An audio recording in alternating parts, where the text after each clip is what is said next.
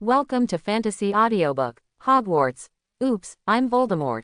Chapter 1. Silver gray memories flowed in the dark space, like the shallow moonlight shining in the morning mist, giving off a faint light. Cyrus quietly looked at the unchanging scenery in front of him. Even though he no longer knew how long he had spent here, it was still difficult to calm down in his heart, because he had traveled through time and became a soul, no, even a complete soul. No, just a fragment with some memories added to it. The owner of this soul fragment is none other than the famous Dark Lord Voldemort. And it is the remnant soul of the Horcrux he created when he was a student, the 16-year-old Tom Riddle. But now, due to his time travel, Xiaotang's consciousness no longer exists, and this remaining soul has been completed. To be honest, turning into a Horcrux is quite shocking even in the entire world of time travel. The male protagonist of online novels, Cyrus, suffered various humiliations and even life and death crises at the beginning. We have seen many of them in his previous life, but it is quite rare that he has to find a way to be resurrected as soon as he travels through time. What's even more helpless is that, trapped in the diary, he can only passively wait for the plot to begin. If he hadn't been able to recall the magical knowledge that Tom Riddle learned in school, he would have been in a lonely space. It was boring to the point of madness in there. Slowly looking through his memories, Cyrus had to sigh that Tom Riddle was indeed a genius. He is worthy of becoming the Dark Lord. In the 5th grade, he has mastered almost all the magic knowledge in the Hogwarts curriculum, and even mastered a lot of the dark magic in the restricted area. At this age, ordinary students are probably still in the restlessness of adolescence, ready to take action. In fact, most of those wizards who can really leave a mark in history are like this. Dumbledore and Grindelwald wanted to change the world when they were students, and later took action. Under the program they jointly formulated, Grindelwald almost subverted the entire wizarding world. In comparison, Voldemort's structure is indeed much smaller, but his talent is not bad. Cyrus digested Tom Riddle's magical knowledge. He had experienced countless days like this, but today seemed to be a little different. The silver mist was stirred, and the black ink floated down like a wisp of smoke, falling into the silent memory and slowly spreading. August 19th, sunny. The writing ends here. Cyrus suddenly stood up. In front of the dilapidated desk, Ginny Weasley, who had originally planned to sit down and write a diary, looked at the blank diary in surprise. All the words she had written just now had disappeared. On the yellowed diary, apart from the words printed on the front cover and the vague name, Riddle, on the back of the cover, there is no other word. Riddle. Ginny had never heard of this name before, but that was not surprising because the textbooks she used were all secondhand. Not surprisingly, the man named Riddle was the first owner of this diary. However, no one has ever told me that this is a magic book. This born Gryffindor couldn't help but have great curiosity in his heart. What she experienced this summer vacation really made her excited. First, Harry Potter, whom she admired, moved into her home, and then she received the owl letter from Hogwarts. Now, she originally felt disgusted there is actually a magic diary hidden in the second-hand textbook. So she picked up the quill, dipped it in ink, and continued to try to write. Today is a special day. A short half-sentence was written on it, but the ink was immediately absorbed as if written on a sponge, leaving not even a scratch. Ginny opened the page in surprise, but the back of the paper was also clean. Where did all the ink go? Little Ginny stared with bright eyes, full of confusion. At this moment, a line of writing slowly appeared on the empty paper, or it might be more appropriate to say a greeting. Hello, did anything good happen to you today? Ginny was startled and hurriedly threw away the quill in her hand and jumped to the side, looking at the diary with fear on her face. Every child who grows up in a magical family has heard a warning: never trust anything that can think for itself until you see where it hides its mind. This is exactly what Muggle parents would tell them. Your children should never trust any stranger who wants to approach you with candy. A magical item that can think is most likely evil. Maybe I should talk to my mother about this. Ginny couldn't help but think. This thought almost occupied her brain, but she did not act for a long time. Instead, another thought began to grow slowly. My mother hand-picked the diary together with the textbooks at Flourish and Blott's bookstore. If it was really dangerous, then my mother would not give it to me. Single quote. Maybe I could keep it, or see what tricks it can do. If anything happens, it's not too late to tell Mom. Single quote. As a typical little lioness, Ginny definitely did not lack courage and curiosity. She bent down to pick up the old quill, and slowly walked back to the desk. The line of greetings had not disappeared, and it seemed that waiting for her response. Who are you? These 3 words and the greeting above flashed at the same time, and then disappeared before Ginny's eyes, and then another line of writing appeared. My name is Tom Riddle. It is a small memory left by the owner of this diary. Where did you get it? After seeing this sentence, Ginny did not answer immediately. Instead, she opened her mouth and whispered, Harry Potter. After realizing that what she said was still normal words, not a boring 5-line limerick, then he breathed a sigh of relief and continued writing. My mom bought it in the used book section of Flourish and Blott's bookstore.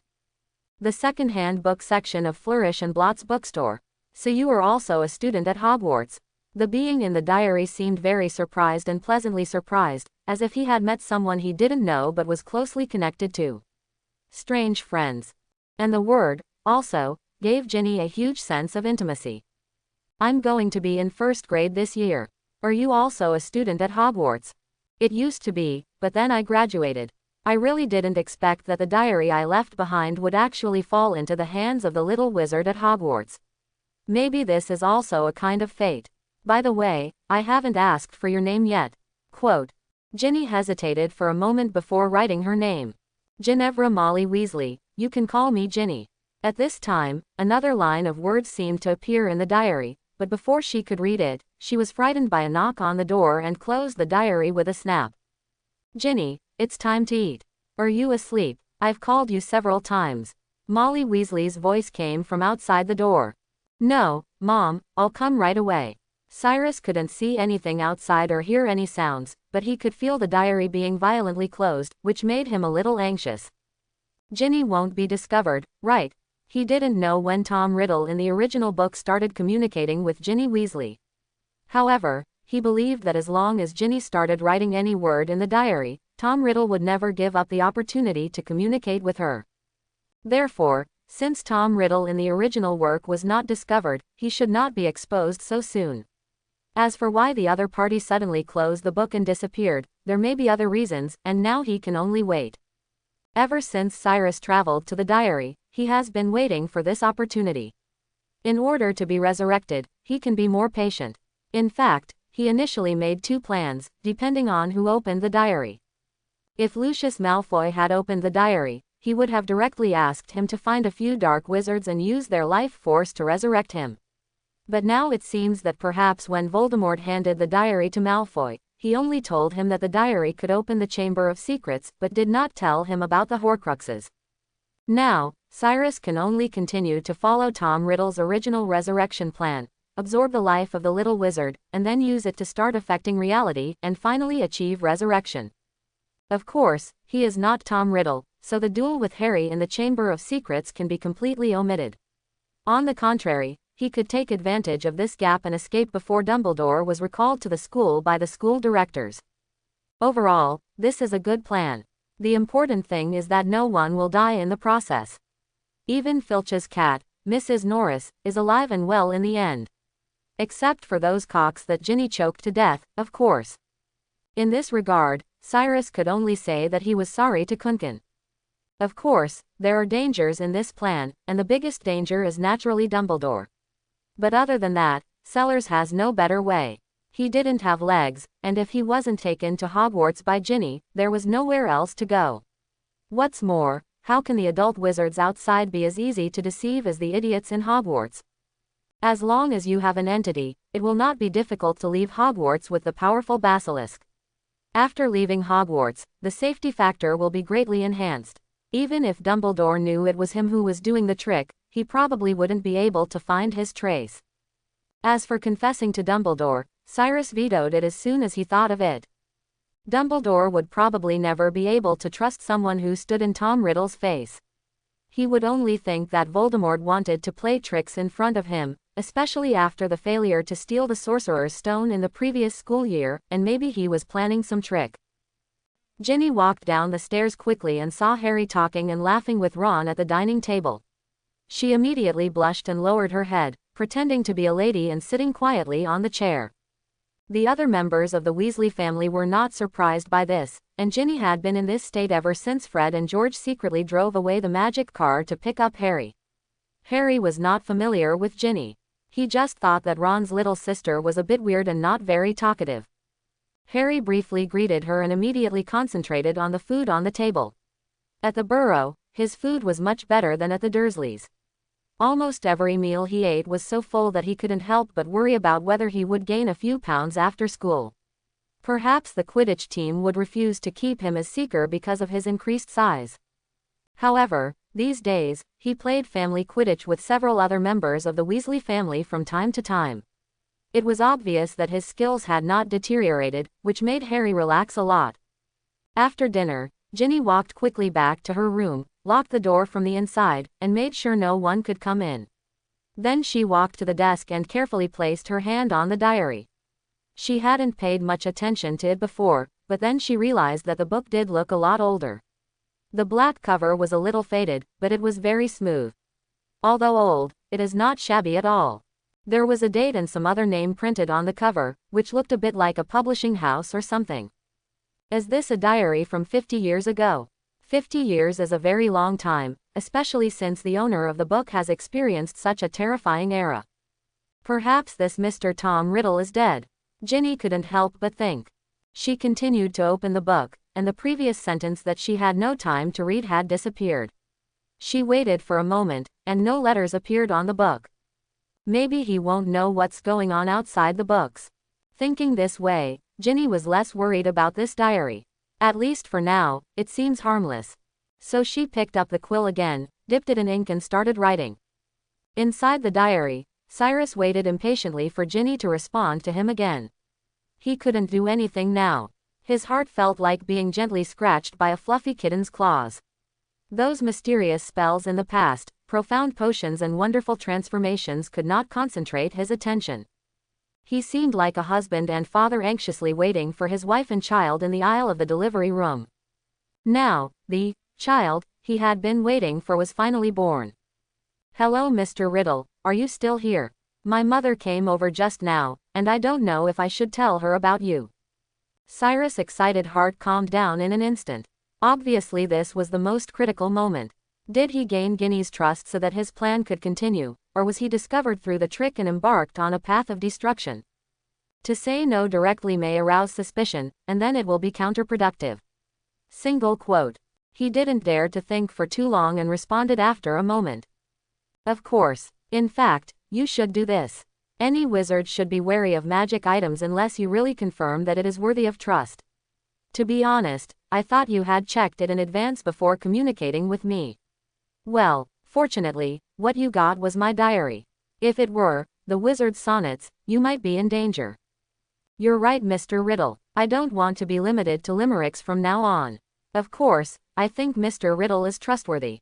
Seeing this response, Ginny immediately giggled, remembering that she had read Harry Potter's name specifically to verify whether she was cursed. But precisely because of this, it seems that this diary is not one of those evil magic props. It's caring about me. Ginny's eyes sparkled. Of course I won't do something as cruel as those dark wizards. In fact, I was one of the best students when I was at Hogwarts. I was a prefect and later served as the president of the student union.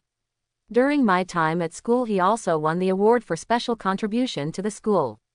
I think that medal is still in the prize display room to this day. Cyrus hinted that Ginny was trustworthy and changed the subject. "Really, you sound just like Percy." Ginny replied in surprise, "But he hasn't become the student union president yet, and he hasn't won any special contribution award." "Who is Percy?" "It's my brother. He was the prefect of Gryffindor last year. He also got 12 certificates, but he is a bit boring." By this time Ginny was almost convinced that the diary was harmless. "I think there is no need for me to tell Mom about you, what do you think?"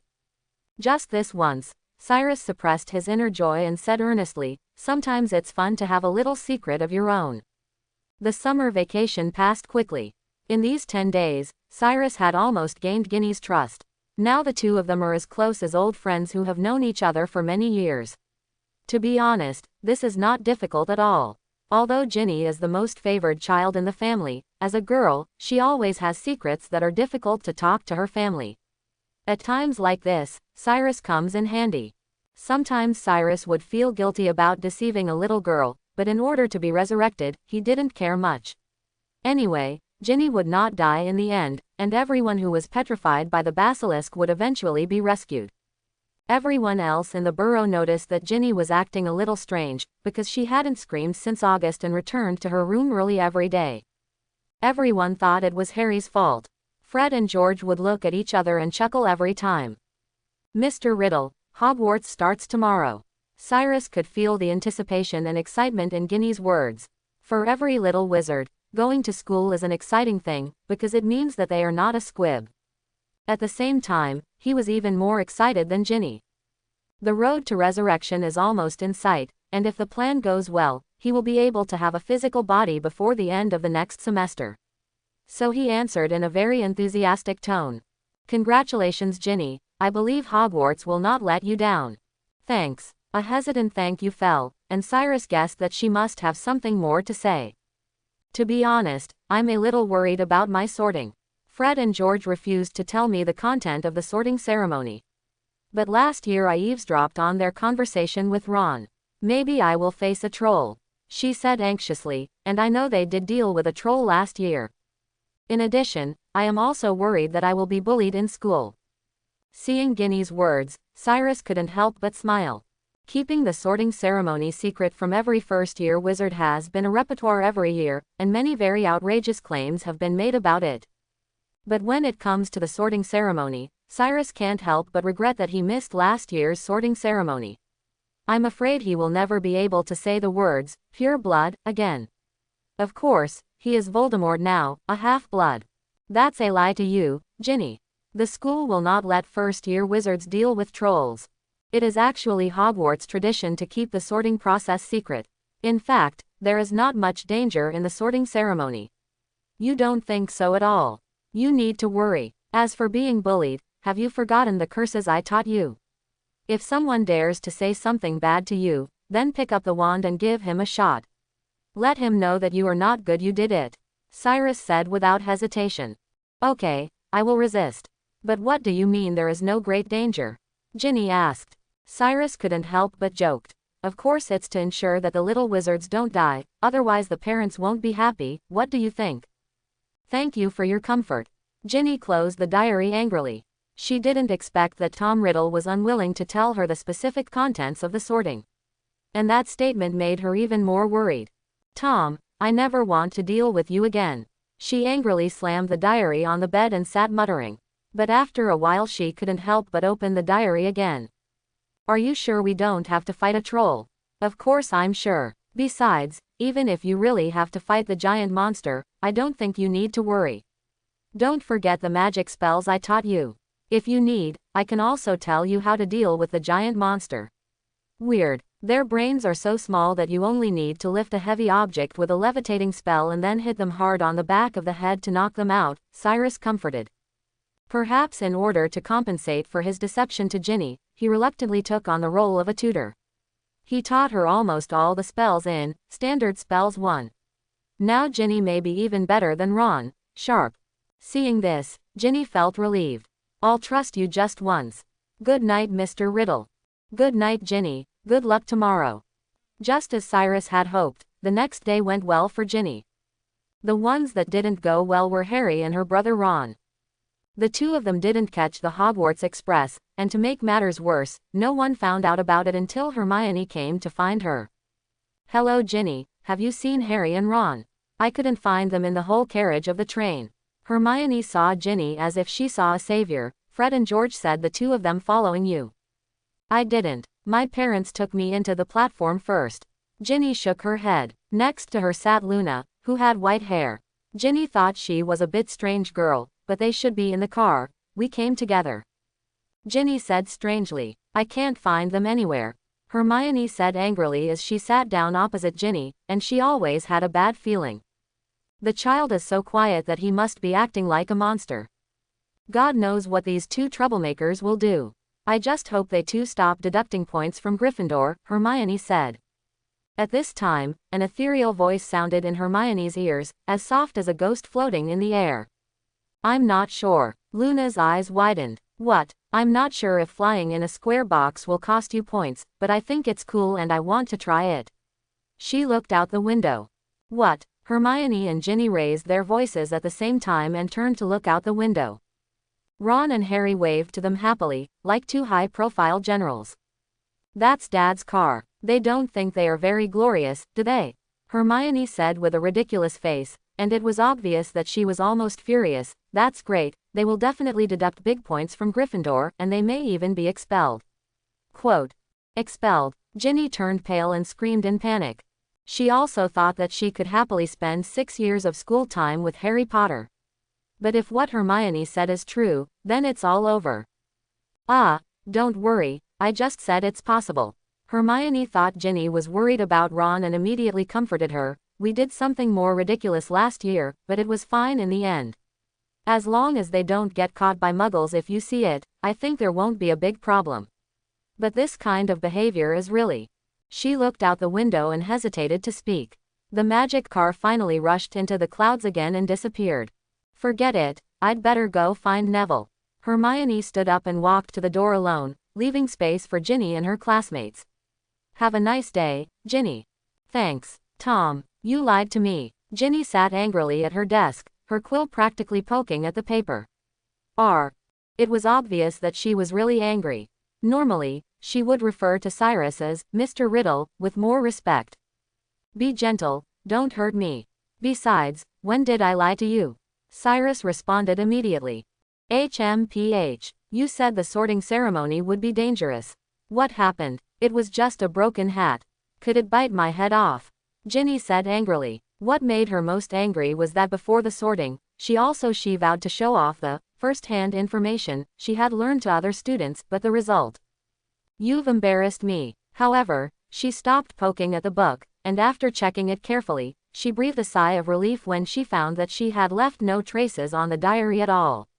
In fact, it is almost impossible to destroy a Horcrux through physical means. I never said that the sorting ceremony would be dangerous. I reminded you not to worry, there won't be much danger. As a result, just as I said, you are intact. What a joy and congratulation. Cyrus, to put it narrowly. After spending a long time alone, communicating with Ginny was also a great comfort to him. Cyrus was not Voldemort after all. Yes, but what you said makes me feel like I might lose an arm or a leg. It seems that one of us has a slightly misunderstood understanding of the term, less dangerous. Thank you, that means it's not dangerous at all. Do you expect that hat on my head to suffocate me? Ginny asked. Not necessarily. If you are evil by nature, then it will assign you to Azkaban, and that's the danger. Cyrus rambled. But Ginny obviously believed it, her eyes widened. Are you serious? Of course it is, isn't it talking to you in your head? The sorting hat can see through people's hearts. People with evil nature should be put in Azkaban. That is actually the 5th house of Hogwarts. The representative magical animal is the Soul Eater.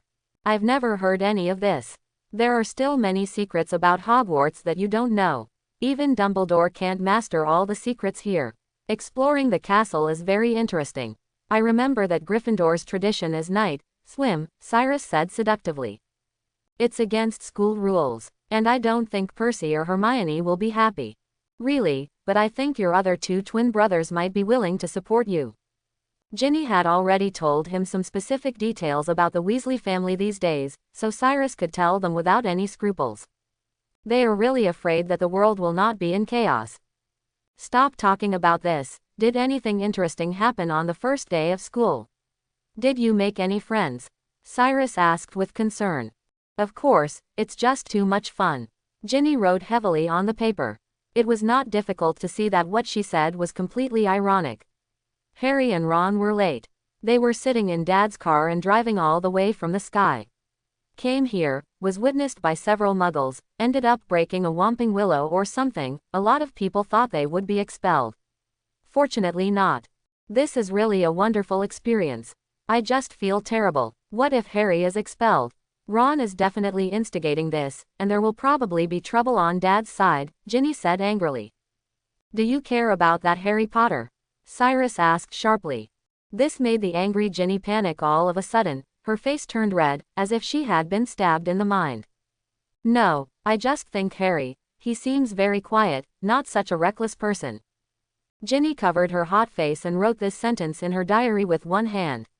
She was just glad that Mr. Riddle couldn't see her, otherwise it would be too embarrassing. So you don't care about him? Of course not. Ginny quickly denied it at first, and then wrote hesitantly, at most, he is a little admired. You know, he destroyed you-know-who, and I grew up listening to his stories. It's really amazing, so I think you don't need to worry about him. Harry Potter eliminated you-know-who. It can be said that he saved the wizarding world. If Dumbledore fired him, he would definitely be punished the next day. Thousands of howler letters, what do you think? You're right. Ginny's mood suddenly improved a lot, but her face was still red. I have to go to bed, Mr. Riddle. I have classes tomorrow. Sleep. No, I suggest you take a night trip. Cyrus immediately tempted. But, don't you want to explore the inside of the castle? But it doesn't make any difference if we go during the day. Of course it's different. If you keep following the rules, then you will never see Hogwarts under the silver moonlight at night, not to mention, it is very interesting to hide and seek with the administrator. Don't you know that at all? Not moved. Of course I don't. Which way should I go? Ginny wrote quickly in her diary as she walked. The stubborn Ginny still lost to her curiosity. She was flustered and sneaky, raising her head and looking around every few seconds. Compared with these, the most distressing thing is that she still doesn't know the structure of the castle at all. Even if she wants to go anywhere, it's still in the dark. Why don't you go to the corridor on the 4th floor and have a look? Didn't your brother say that he and that Harry Potter fought the mysterious man there last year? Pay homage to the place where the great Harry Potter once fought. Ginny's eyes lit up and she thought this was a good idea. Where is the corridor on the 4th floor? If you were in Gryffindor Tower right now, then. In the diary, a map slowly emerged. This is a map that Cyrus drew based on Voldemort's memory. There are almost no secret passages. After all, Voldemort is not interested in boring things. There was no need for Ginny to know about some secret rooms. Ginny took a quick look and immediately closed the diary. She heard that teachers sometimes patrolled the area at night, and they might bump into other students wandering around at night. She didn't want anyone to know she was talking to a book. The corridor on the 4th floor, over here. Ginny, who was not very experienced in night tours, immediately walked out quickly after determining the direction. She couldn't wait to see where Harry had fought last year. However, she didn't notice the black shadow appearing behind her at all. Ginny walked quietly inside the dark castle. It was almost 12 o'clock now, and there was no firelight in the corridor. The wind blowing from all directions howled in the darkness, and the tall trees outside the castle swayed their branches in the wind, like twisted bird-shaped man-eating monsters. All this frightened Ginny. She was suspicious, the wind was trembling, and every little noise made her tremble. Now Ginny regrets putting away the diary. Maybe a three-headed monster that eats people without blinking will emerge from the next corner. Ron told her that a friend of theirs put a three-headed dog as big as a house in the castle last semester. But even with the diary, Mr. Riddle couldn't help her. Mr. Riddle. She could only hold the diary tightly in her arms, trying to draw a little bit of courage from it, as if she was not alone, but had someone to accompany her. Maybe this diary really had such magic power. Ginny gradually felt at ease, and she discovered that this huge castle only seemed scary, but in fact it was extremely spacious, and very simple and gorgeous. It was much more interesting than her crowded little home. She has now fully realized the joy of night walks in this castle. She can do whatever she wants, without caring about the school rules. She can run as much as she wants in the corridors, even if she picks up the wand and sends out sparks unbridled. At most, you might be warned by a portrait on the wall or a passing ghost. Just like now, Ginny meets the ghost of Gryffindor. It's not good for a little girl to wander around the castle alone at night. Oh, Gryffindor, obviously. Let me think about it. Ginny Weasley, right. The Weasley family's hair is really easy to recognize. But you actually went out at night on the first day of school. You were better than your two brothers. Sir Nicholas said happily. Hey, nearly headless Nick. Of course Ginny knew Nick, because this year he also performed his split action at the Gryffindor table like every other year. Unfortunately, there was still a gap between his head and neck. A little bit of skin and flesh is still connected. It's so disrespectful that you don't even want to call me sir. Sir Nicholas said, pretending to be angry. Speaking of almost being headless, this was indeed a pity. According to him, he was not happy about the axe chopping on his neck dozens of times. Yes, Sir Nicholas. Ginny immediately changed her words. Good boy. I wish you a pleasant night out. Also, don't go to the 5th floor. Peeves is there, and don't use your wand to lure Filch over. Sir Nicholas, who was in a good mood, gave a few reminders. Walking through the wall with a head hanging from his neck. So Ginny put away her wand and continued walking in the dark. Not long after, she reached the edge of the corridor on the 4th floor and found a wooden door. That's it. Locked. This can't stop me. Alaho opens the door. She pulled out her wand, and the lock on the wooden door opened with a sound, and the sun fell to the ground with a loud sound. Ginny couldn't help but feel proud. Fortunately, Mr. Riddle taught me all the spells in the 1st grade. She happily opened the door and walked in. The room was dark. Flashes of light. The tip of the wand immediately lit up, lighting up the room. But to Ginny's disappointment, the room was boring and empty. There is no scary 3-headed dog that falls asleep when it hears singing, nor is there a trapdoor to the ground. This is nothing. She laid the diary flat on the ground, held up the glowing wand in one hand, and wrote in a messy way. Maybe Dumbledore restored all of these. Cyrus responded to her, but there are still many interesting things in the castle. Do you know how many secret passages and secret rooms there are here? Or maybe you are hungry and want to eat something at night. What? Just go to the lower part of the auditorium where there is a fruit painting, scratch the pear in the painting and it will turn into a doorknob. Forget it, I'm not too hungry. I've already eaten enough at the dinner. Ginny refused. She was a little disappointed that she didn't find anything related to Harry, but she quickly thought of something else. By the way, Mr. Riddle, you said before that you won a special contribution award. Can I go and see it? Of course, Cyrus said immediately. I'm glad you still remember this. The metal display room is on the 4th floor. It's just a few turns away from here. So Ginny closed the diary again, extinguished the light of her wand, and walked out quietly. A few minutes later, another dark figure appeared here. Come on, Mrs. Norris, catch those kiddies who are violating school rules. I hear voices. Filch's voice was hoarse and unpleasant, like an evil wizard who had drunk too much potion. However, if this were the case, maybe he would be happier. His legs and feet were not very good. He held an oil lamp in one hand and trotted over awkwardly. Ah, I found it, a lock. Careless guy. He excitedly picked up the chain that fell on the ground. How much he wanted to tie the chain to the little wizards and let them hang on the roof. A few days. Hurry, it must be the 2 Weasley boys. Don't let them escape, he urged. Mrs. Norris sniffed the remaining scent on the ground and followed Ginny's departure slowly. Ginny wandered around the metal room, which must have been under a seamless stretching charm because the classroom was much larger than it looked from the outside. Many medals were placed in rows, including Quidditch trophies, some other competitions, and some with the names of prefects and grade presidents. These were placed on a huge table, behind glass. In the dim light, Ginny saw Percy's name left on it. At the same time, she naturally saw Tom Riddle's name. In fact, this name appeared many times in the metal display room, and Ginny could fully imagine how outstanding the other party was. The Special Contribution Award is completely different from other awards. This medal is very large, highlighting its special status. It's just that it doesn't specify why Tom Riddle won the award. Ginny was suddenly filled with curiosity.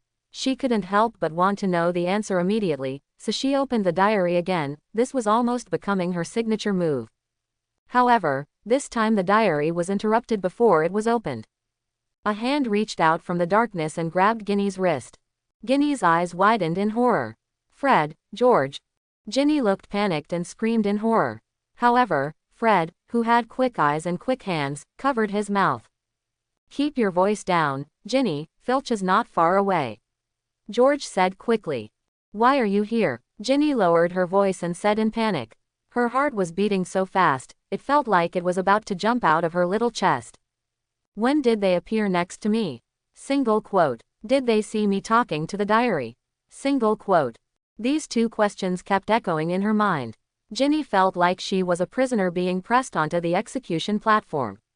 She was just waiting for the executioners George and Fred to speak, and they were about to swing their axes to separate herself from the diary. But neither of them mentioned the diary. Sorry for scaring you. Fred slowly let go of her and said with a smile, I'll explain to you later, come with us now.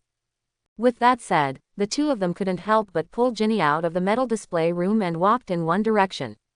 As she walked, Ginny heard a sharp voice getting closer and closer. It's Filch, the caretaker of Hogwarts. He's probably the most annoying person in the entire school. Fred explained in a low voice in her ear, oh, and Snape. It would be terrible if he gets caught. Professor McGonagall will deduct points from us. To be honest, it's nothing. But it would be too boring if we were put in solitary confinement and asked to write a review. George said, it's okay. He hasn't caught us since first grade, right Fred? That's right. Fred proudly led Ginny to a stone statue of a witch. At this time, she could hear that the administrator named Filch seemed to be very close. Maybe he would catch them when he turned a corner. Then what should we do? Ginny was no longer as panicked as before. Fred and George did scare her, but she thought her communication with the diary had been discovered. Of course we have a secret weapon. Fred proudly pulled out his wand and hit the one-eyed witch twice on the head, separate left and right. The next moment, in Ginny's surprised eyes, the stone statue actually separated from the middle, revealing a dark secret passage. Get in quickly. The three people immediately got in, and then the stone statue slowly closed. Flash of lights. Wait here for a while. Neither Fred nor George suggested continuing to walk along the secret passage. Where does this secret passage lead to? We can't go anywhere because the front is blocked. Fred lied, pretending to be relaxed. Although he was glad that his sister wasn't as boring as Percy and was even better than Ron, telling her about the secret passage away from the school in first year was not a good idea. Fortunately, Ginny had other things on her mind right now, so she didn't doubt them at all. How did you find me? Finally, she asked the question she was most concerned about. To be honest, we saw you as soon as you came out of the tower, George said. Have you been following me? Ginny's eyes widened. If so, wouldn't they have discovered that I communicated with Mr. Riddle in the diary from time to time? Of course not. We are not that boring. Fred immediately denied it. Actually, we were planning to go to the Forbidden Forest to have a look, but we were only halfway there when we discovered that you were almost caught by Filch, so we came here. Save you, right George? That's right. George smiled and nodded. But how did you know that Filch and I were here? This is our secret. Fred and George looked at each other in understanding and laughed at the same time. For the time being, we don't plan to make this secret public. Even you can't do it, Ginny. Secrets? Ginny looked at them with a scrutinizing gaze, but neither twin gave in. Well, I'm used to it anyway. Besides, who doesn't have secrets? As she spoke, she subconsciously hugged the diary in her arms tighter. Fred and George didn't notice her little move, but laughed. Come on, Ginny, you can't call it a secret. Almost everyone in the family knows that you like Harry. Except little Ronnie. George added, you're right, except for little Ronnie, he is really a kid who doesn't grow up. Fred laughed and shook his head. Hearing this, Ginny immediately blushed. But surprisingly, not only was she not angry, but she felt lucky and proud. I'm afraid you will never know what my real secret is. After a while, when Ginny didn't notice him, Fred took out the Marauders map, glanced at it quickly, and put the map away again. Okay, let's go. Filch is on the 6th floor now. Peeves is hanging out with him, maybe causing trouble for him. He gloated. What? But how did you know? I told you, it's a secret, and secrets can't be told. George opened the door of the secret passage. As expected, there was no one outside. By the way, this secret passage is also a secret. Don't tell anyone. I don't want to. Make this the Gryffindor common room. You two won't tell me your secret, but you want me to keep it secret for you. Don't forget why we're here, to save you. Otherwise you're doomed. You will definitely be fired. Well, I don't want to be ungrateful, Ginny said helplessly. Then the three of them returned to the tower together. The fat lady was not surprised at all when she saw them. Password, child. Honeyeater. Returning to the dormitory, Ginny climbed into bed quietly so as not to wake up her roommate. She originally wanted to talk to Mr. Riddle about the special contribution award and other things that happened tonight, but before she could pick up the pen, she felt sleepy. The thoughts came to her heart, making her head dizzy. In the end, she could only write hastily, "Good night," and then fell asleep. "Good night and have a sweet dream, Ginny." After Cyrus replied, he started studying the magic spell again. Although Voldemort was very talented in his youth, he still had little experience and knowledge, and there were some spells that he did not know. Patronus Charm. To successfully use this spell, the caster must focus on recalling the happiest memory they can think of. Sadly, Voldemort, who does not understand what love is, naturally does not understand what happiness is. Of course, with Voldemort's abilities, it made no difference whether he knew this spell or not. But for Cyrus, he still hopes to learn this magic spell. The Patronus Charm is very useful in defending against dark magic and dark creatures, and driving away Soul Eaters is only a small part of its usefulness. The spell of the Patronus Charm is not difficult, and Cyrus knows the principle very well. Tom Riddle once tried to master this spell, but he still couldn't succeed. Cyrus understood the theory, but he had never held a wand and didn't know if he could cast this spell. It wasn't until the next night that Cyrus waited for Ginny's message again. "Good evening, Mr. Riddle. I was almost late this morning, but luckily my roommate woke me up." Cyrus saw the hint of complaint in Ginny's text and immediately replied, "Almost. That's not it. I think the night outing last night was interesting, right? Even if it was really late, it was worth it. Anyway, I can teach you most of the knowledge, maybe better than the professors, because I am more patient and provide one-on-one tutoring. But I will be deducted points. I don't want to become a sinner of Gryffindor." Ginny wrote these words with a red face. Then he seemed to remember something and couldn't wait to write again. "Mr. Riddle, do you want to know what happened after I went to the medal display room?" She pretended to be shy and stopped after writing this sentence, waiting for her Mr. Riddle to respond. "Appreciate further details." Ginny was not so satisfied with this answer, but she still pouted and wrote. "I was almost caught by the administrator, but Fred and George helped me hide. They have a secret. They can know where a person is even if they can't see. And they also know some secret passages. There is a one-eyed witch statue in the corridor on the 4th floor. They asked me to keep it a secret, but I think it doesn't matter if I tell you. By the way, Mr. Riddle, this is not in the map you gave me." The Marauders map. Cyrus knew immediately what the twins' secret was. On the Marauders map created by 4 Marauders led by Harry's father, even Dumbledore's location would be marked whenever he was in the school. It can be said that as a magic prop, the Marauders map is still very exquisite. Cyrus was also very interested in the existence of the Marauders map, but after thinking about it, he realized that the map was of little use to his plan, and many places in Hogwarts could not be displayed even on the map, such as the Room of Requirement and the Secret Room. As for the secret passages leaving Hogwarts, he knew 3 of them after reading the original novel: the Whomping Willow, the one-eyed witch statue on the 4th floor, and the one behind the mirror on the 5th floor. These 3 roads are enough for him. "This is normal, Ginny. At Hogwarts, there are as many secrets as you want, but I don't think they can know the secrets I know." For example, Ginny asked provocatively, "Such as some secret rooms." Cyrus's words attracted Ginny like magic. "Secret room. That's right," Cyrus replied slowly. He didn't intend to reveal Slytherin's secret room right now. In fact, in addition to Slytherin's secret room, there are many other secret rooms in the castle. Tom Riddle had found many secret rooms when he was looking for Slytherin's chambers before, but most of the chambers were empty or had only some rags inside. As a magical castle with a history of more than 1,000 years, Hogwarts actually has many secret rooms. Although most of them are empty rooms, sometimes it can be enough to serve as a temporary shelter. He revealed the locations of several secret rooms in succession, which surprised Ginny. "Why didn't you tell me before?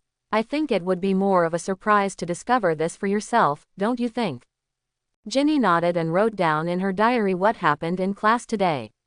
Since she had studied in advance, she received a lot of praise today and gained several points for Gryffindor. She was almost like a little Hermione. However, her personality is not as sensitive and sharp as Hermione's, so not only is she not disliked by others, but she has made many friends. By the way, Ron got a shouting letter from Mum this morning. It seems Dad is in trouble because of them too. Ron is always in trouble, and Fred and George were right, he's like he's never grown up. Just like a child. Ginny couldn't find anyone to share this matter with during the day, so she could only share her bitterness with Cyrus, and, actually, I also feel a little embarrassed. Because during class, people often asked me, that person who was raped in the morning. Was it your brother who sent the roaring letter? She said sadly, obviously feeling that Ron had embarrassed her. But in fact, Ron was still very concerned about Ginny. After narrowly escaping death at the hands of the Whomping Willow last night, he wanted to see Ginny sorted regardless of her injuries. It's a pity that the sorting ceremony had already ended by that time. You don't understand, little Ginny, boys are like this. Childish and immature. No, that's not you, Ginny retorted. I'm not a child. Cyrus ended the topic. Okay, let's start tonight's tutoring. You don't have to worry about charms and transfiguration this semester, but you still have to pay attention and learn more. Practice. What do you want to learn next? Defense against the dark arts. I asked Ron to borrow the textbook, but he immediately gave me Fantastic Beasts and Where to Find Them. Last year's Defense Against the Dark Arts textbook was called Dark Arts, A Guide to Self-Defense, but the book, Fantastic Beasts and Where to Find Them, can also be regarded as a supplementary book. Defense Against the Dark Arts for grades 1 to 3 is almost all about dealing with dark creatures, and these dark creatures are also part of the magical beasts. Ginny originally planned to use Lockhart's secondhand books that she spent a lot of money to buy this year for class. But Cyrus told her that those things were no different than scrap paper. Even if you read it as a novel, you have to endure Lockhart's narcissism everywhere in the text. Ginny opened Fantastic Beasts and Where to Find Them. After the preface by Dumbledore and Newt, the first part of the book asked the question, what are animals? She saw Ron's note written behind the question, a guy with lots of legs and a hairy body, which made her laugh immediately. Obviously this wasn't the right answer, but she could easily relate to Ron being afraid of spiders. Then, she soon discovered other joys left in the book. For example, according to the classification level of the Ministry of Magic, the most dangerous creatures are labeled times, followed by Ron adding, or whatever Hagrid likes. Ginny was overjoyed. She knew that Hagrid was the huge man who took the new students onto the boat across the lake. He was also the one who took Harry out when he strayed into Nocturne Alley during the summer vacation. During the holidays, Ginny had heard Ron talk about three-headed dogs and fire dragons more than once. These ferocious things were all raised by Mr. Hagrid. Then she also discovered that Ron added 4 more S after the 5 S on the back of the Acromantula, turning it into an unprecedented 9 level magical animal. It shows how scared Ron is of spiders. Another book, Dark Magic, A Guide to Self-Defense, mentions a lot of spells, such as the Repel spell, the Snot spell, Red Sparks and Green Sparks, which are not taught in spells classes. There are also similar illuminating spells and extinguishing spells, which are also mentioned in standard spells. Cyrus asked Ginny to read the book by herself. If she encountered anything she didn't understand, she could ask him questions. Regarding Defense Against Dark Arts, he can now be said to be a true master. I am afraid that there are not many professors in the Defense Against Dark Arts course who have stronger theoretical knowledge than him. Of course, Dumbledore is not included among these people. The time passed peacefully, and almost nothing major happened in Hogwarts during this period except for the chaos caused by Lockhart in class. Ginny now almost understood why Mr. Riddle held Lockhart's books in such contempt. He's just a piece of shit. Ron had said this more than once during dinner, but every time it would arouse Hermione's dissatisfaction. Hermione is almost a huge fan of Lockhart. Even though she has seen him causing trouble several times, she still firmly believes in the false Lockhart in the book. During this time, Ginny became more and more dependent on Mr. Riddle. She shared almost everything with Cyrus, her happiness, worries, troubles and fears.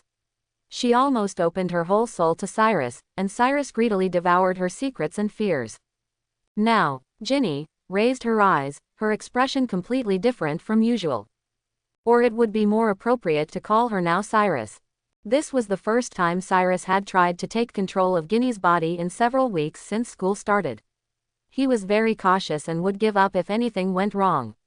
But in fact, it was smoother than he imagined.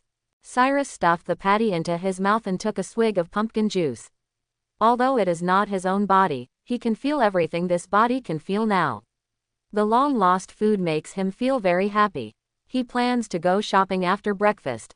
Colin Creevy. He turned his head and looked at a very thin boy with grey hair next to the dining table.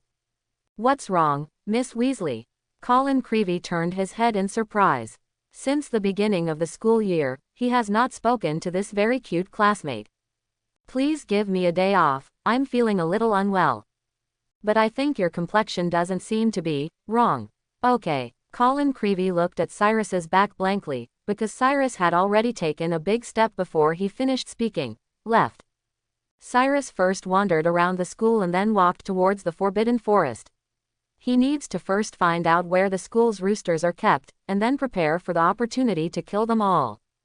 Passing by the playground, Cyrus gradually moved away from the castle and embarked on a path. On the path, he could see a vast forest in the distance. The area of the Forbidden Forest covers at least several hills, and on the edge of the Forbidden Forest, there is a small house made of wood. Cyrus stepped closer and saw Hagrid bent over in the field. The pumpkins in the field were almost taller than Ginny. "Hey!" Hagrid noticed him and immediately stood up and shouted, "Little wizard, go back quickly. The Forbidden Forest is not where you should be." "Hello, Hagrid. I'm not going in, I'm just taking a walk." Cyrus did not stop, but slowly walked to Hagrid's pumpkin patch. "It's such a big pumpkin, did you use the expansion spell?" Quote. "Ah, it's you, the little girl of the Weasley family." Hagrid also recognized Ginny now, and his attitude immediately became friendly, but at the same time he became more vigilant. Because of Fred and George, the two troublemakers, Hagrid now has a psychological shadow on everyone in the Weasley family. It's just a little help, and they will be bigger by Halloween. "Do you want to come in? Sit down." "No, I'll just walk around." Cyrus had no intention of eating Hagrid's dark delicacies and immediately refused. "Don't worry, I won't go to the Forbidden Forest. I know it's very dangerous there." "That's good. You're much more obedient than your two brothers." Hagrid was glad that he didn't have to deal with more troublemakers. Cyrus walked along the edge of the Forbidden Forest and soon found the rooster in captivity.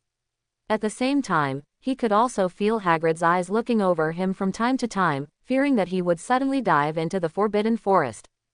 Cyrus, who had no chance to take action, had no choice but to walk back slowly. "The air here is really good. I'm going back first, Hagrid. I'll be your guest next time." "Of course," Hagrid said with some reluctance. He has always loved his family and friends, and several of the Weasley boys have a good relationship with him, and their attitude towards Harry is also very friendly. Therefore, he was also very friendly to Ginny. The hut on the edge of the Forbidden Forest usually seemed a bit lonely. Even Harry and the others don't come over often. When Cyrus returned to the castle, classes had probably begun, and there was no one in the corridor. But just in case, he picked up Ginny's wand and cast a disillusionment charm on himself. Ginny's wand was made of yew like Voldemort's, and Cyrus was surprised to find that the wand fit him quite well. The yew tree symbolizes death and rebirth, which is indeed very suitable for him now. The only pity was that Ginny's magic was a little too weak, so the disillusionment charm she cast was not as good as he imagined. You can't see anything when he is still, but as soon as he moves, you can find that there is still a shallow outline around his body, like a layer of raised glass. But it should be enough if you're careful. Cyrus cautiously walked towards the girls' bathroom on the third floor. At this time, Filch's sharp voice came to his ears. "What's wrong? What did you find?" Filch shouted excitedly, a student who skipped class. Cyrus saw Filch staggering behind the thin cat, excitement written all over his face. Mrs. Norris probably smelled the scent of Cyrus, and walked towards where Cyrus stayed with her head lowered. It got closer and closer, probably because the smell here was stronger, so the pace slowed down. Mrs. Norris raised her head and looked at the corner with doubtful eyes. Filch also looked over immediately. "Nothing," he cursed in a low voice and said viciously, "must be hiding. Cast a spell and the crime will be increased." After patrolling Hogwarts for so many years, he certainly knew that there were some spells that could hide a person's appearance. Situations like this had happened more than once. At first, Filch thought there was something wrong with Mrs. Norris, but it wasn't until a student's half-baked disguise spell suddenly failed that he understood what was going on. So he immediately stretched out his hand and groped around here, looking like a blind man with normal eyes. Although this action is funny, it is indeed effective, especially when Cyrus's spell is not perfect and will have flaws as long as it moves. Continue like this. Seeing this, Cyrus had no choice but to take a risk, raise the wand as little as possible, and pointed the tip of the wand at Mrs. Norris. Confuse the public. Mrs. Norris screamed, all the hair on her body standing on end, startling Filch. Before Filch could say anything, he rushed out quickly, as if he had found some other clues. Filch immediately limped after him. Cyrus breathed a sigh of relief and continued walking towards the third floor. Ever since Myrtle was killed by the Basilisk 50 years ago, this bathroom has been almost abandoned. No one wants to use the toilet here. It's not that they think it's unlucky, it's just that no one wants their head to suddenly pop out of the toilet while they are going to the toilet, and then they are chattering and crying. Myrtle is extremely unpopular even among ghosts, second only to the evil-doing Peeves. Over time, no one wants to use the toilet here. Cyrus didn't see Myrtle when he walked into the bathroom. She was probably using the toilet to flush herself into the Black Lake again. This is a good thing. Cyrus walked to the sink, and the mirror on the sink reflected Ginny's lovely face. Ginny's appearance cannot be said to be completely unrelated to that in the movie, it can only be said that she is completely different. In fact, she is much cuter. He praised it and found the copper faucet that did not produce water according to Riddle's memory. An inconspicuous snake was engraved on the side of the faucet. Open. Cyrus opened his mouth and let out a terrifying hiss. He inherited all of Riddle's talents, including Parseltongue. Suddenly, the dragon's head emitted a dazzling white light and began to spin rapidly. Then, the pool started to move, slowly sank, and disappeared from his sight, revealing a very thick water pipe that could allow a person to get in. Cyrus jumped down without hesitation. Of course, he did not forget to close the door to the secret room to avoid any accidents. It was like rushing down a dark, slimy, endless slide. He could see many more pipes branching off in all directions, but none as thick as this one. After a while, the slide was almost at the end. It was a black rock tunnel. Cyrus cast a flying spell to levitate himself so he wouldn't fall to the ground. The rock tunnel is very humid and contains a lot of sludge. He himself prefers cleanliness. The sun shines. A huge bright light flew out from the wand and hung above Cyrus' head like a sun, illuminating almost the entire tunnel. The tunnel leading to the secret chamber is dark and damp. It may be because it is built under the Black Lake, so the stalactites above the head will drip a few drops of water from time to time, making the road to the cave very muddy. Cyrus was glad that Voldemort had invented a flying spell, because it made him a little nauseous just to think that these water droplets dripping from the top of his head were connected to the Black Lake, and the Black Lake was where so many toilet excrements accumulated in Hogwarts. Answer. But in fact, not to mention that the self-purification ability of the huge Black Lake itself is enough to deal with the dirt. The process of water droplets seeping down from the soil has already filtered out the impurities. Continuing to walk inside, a huge monster has a mouth as big as an adult. The terrifying outline is vivid in the darkness. This is the Snake King's snake slough, a layer of snake skin covered with treasures. Voldemort looked down upon this thing, but Cyrus found it a bit strange. After all, the basilisk has not been seen in the UK for many years. Even if there are basilisks in other places, they may not grow so big or live as long as they do. We can find a way to take it away then. The skin of the basilisk itself has strong magic resistance. Whether it is used to make armor, make wine, a hem, or use it as a potion material, it is very precious. And it's not difficult to take it away. You just need to use the invisible stretching charm to make a suitcase with a large space, and then find an opportunity to take it out of Hogwarts. It's a good choice during the Christmas holidays. After bypassing the huge snake skin and walking further in, the tunnel turned one and another, and finally found a solid wall in front of it, with two intertwined snakes engraved on it, and their eyes were set with big rings, sparkling emerald. Open. Cyrus made a hissing sound from his mouth, which sounded like an evil curse. He was like the king of snakes, commanding everything from here. The two snakes separated, and the stone wall cracked in the middle, slowly sliding to both sides and disappearing. Behind the door was a long, dimly lit room. Many stone pillars carved with entangled snakes towered up to support the ceiling that melted into the darkness above, casting long and strange black shadows on the entire room that was filled with green and mysterious mist. Cyrus took Ginny's wand and strode between the serpent-coiled stone pillars. He was so familiar with this place, as if he had returned to his own home, and his footsteps produced hollow, loud echoes among the ghostly walls. When he reached parallel with the last pair of stone pillars, a statue as tall as the room itself loomed before him, clinging to the dark wall behind. It was an old, monkey-like face, with a long sparse beard that almost reached the hem of the wizard's robe carved out of stone, and two large gray feet standing on the smooth floor of the room. "Is this Slytherin himself?" Cyrus raised his head and looked up. The stone statue was ugly, but it didn't matter. He was handsome anyway, and compared to Slytherin's power, his appearance is no longer that important. "Speak to me, Slytherin, the greatest of the Hogwarts Four." Slytherin's huge stone face moved, and its mouth began to opening wider and wider, eventually forming a huge black hole. Cyrus closed his eyes to avoid being accidentally harmed by the basilisk's magic. Then, he heard something moving in the mouth of the statue, sliding upwards from the depths of the statue. A moment later, something heavy hit the ground, and the entire secret room shook. He could hear its heavy body gliding slowly across the dusty ground. Not long after, Cyrus opened his eyes again and saw the appearance of the basilisk with his own eyes. Its scales were green, but they reflected a colorful luster. Its huge body swam across the floor of the chamber, forming a huge circle around Cyrus. Finally, its upper body stood up from behind Cyrus. From there, eyes bigger than light bulbs floated above Cyrus's head. This is proof of its obedience. The innate Parseltongue has the power to make snakes submit, but the acquired Parseltongue is just a language. After sleeping for 50 years, this is just a short moment in the life of the basilisk. Now, it seems to have gained a chance to be reborn, and its terrifying magic power is swaying wantonly.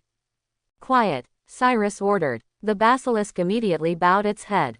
"Don't worry, you will be able to move freely soon. Before that, we still need to be patient." Cyrus raised the corner of his mouth slightly. He just came here today to see the status of the basilisk. As for the attack, it will be postponed to Halloween. The night before, Halloween at Hogwarts would always feel like something was missing if something unexpected happened. After all, who's to say there isn't magic in this festival of ghosts? The next morning, Ginny covered her head and crawled out of bed, new. She felt a little groggy, as if she hadn't had any rest. But she knew that she couldn't lie down like this anymore. If she slept for a while longer, the class would probably start. So she quickly sat up, started to get dressed, combed her hair, and then went to wash up. But when she came back from the shower to get her textbooks, she found that her roommates were still asleep on the bed one by one.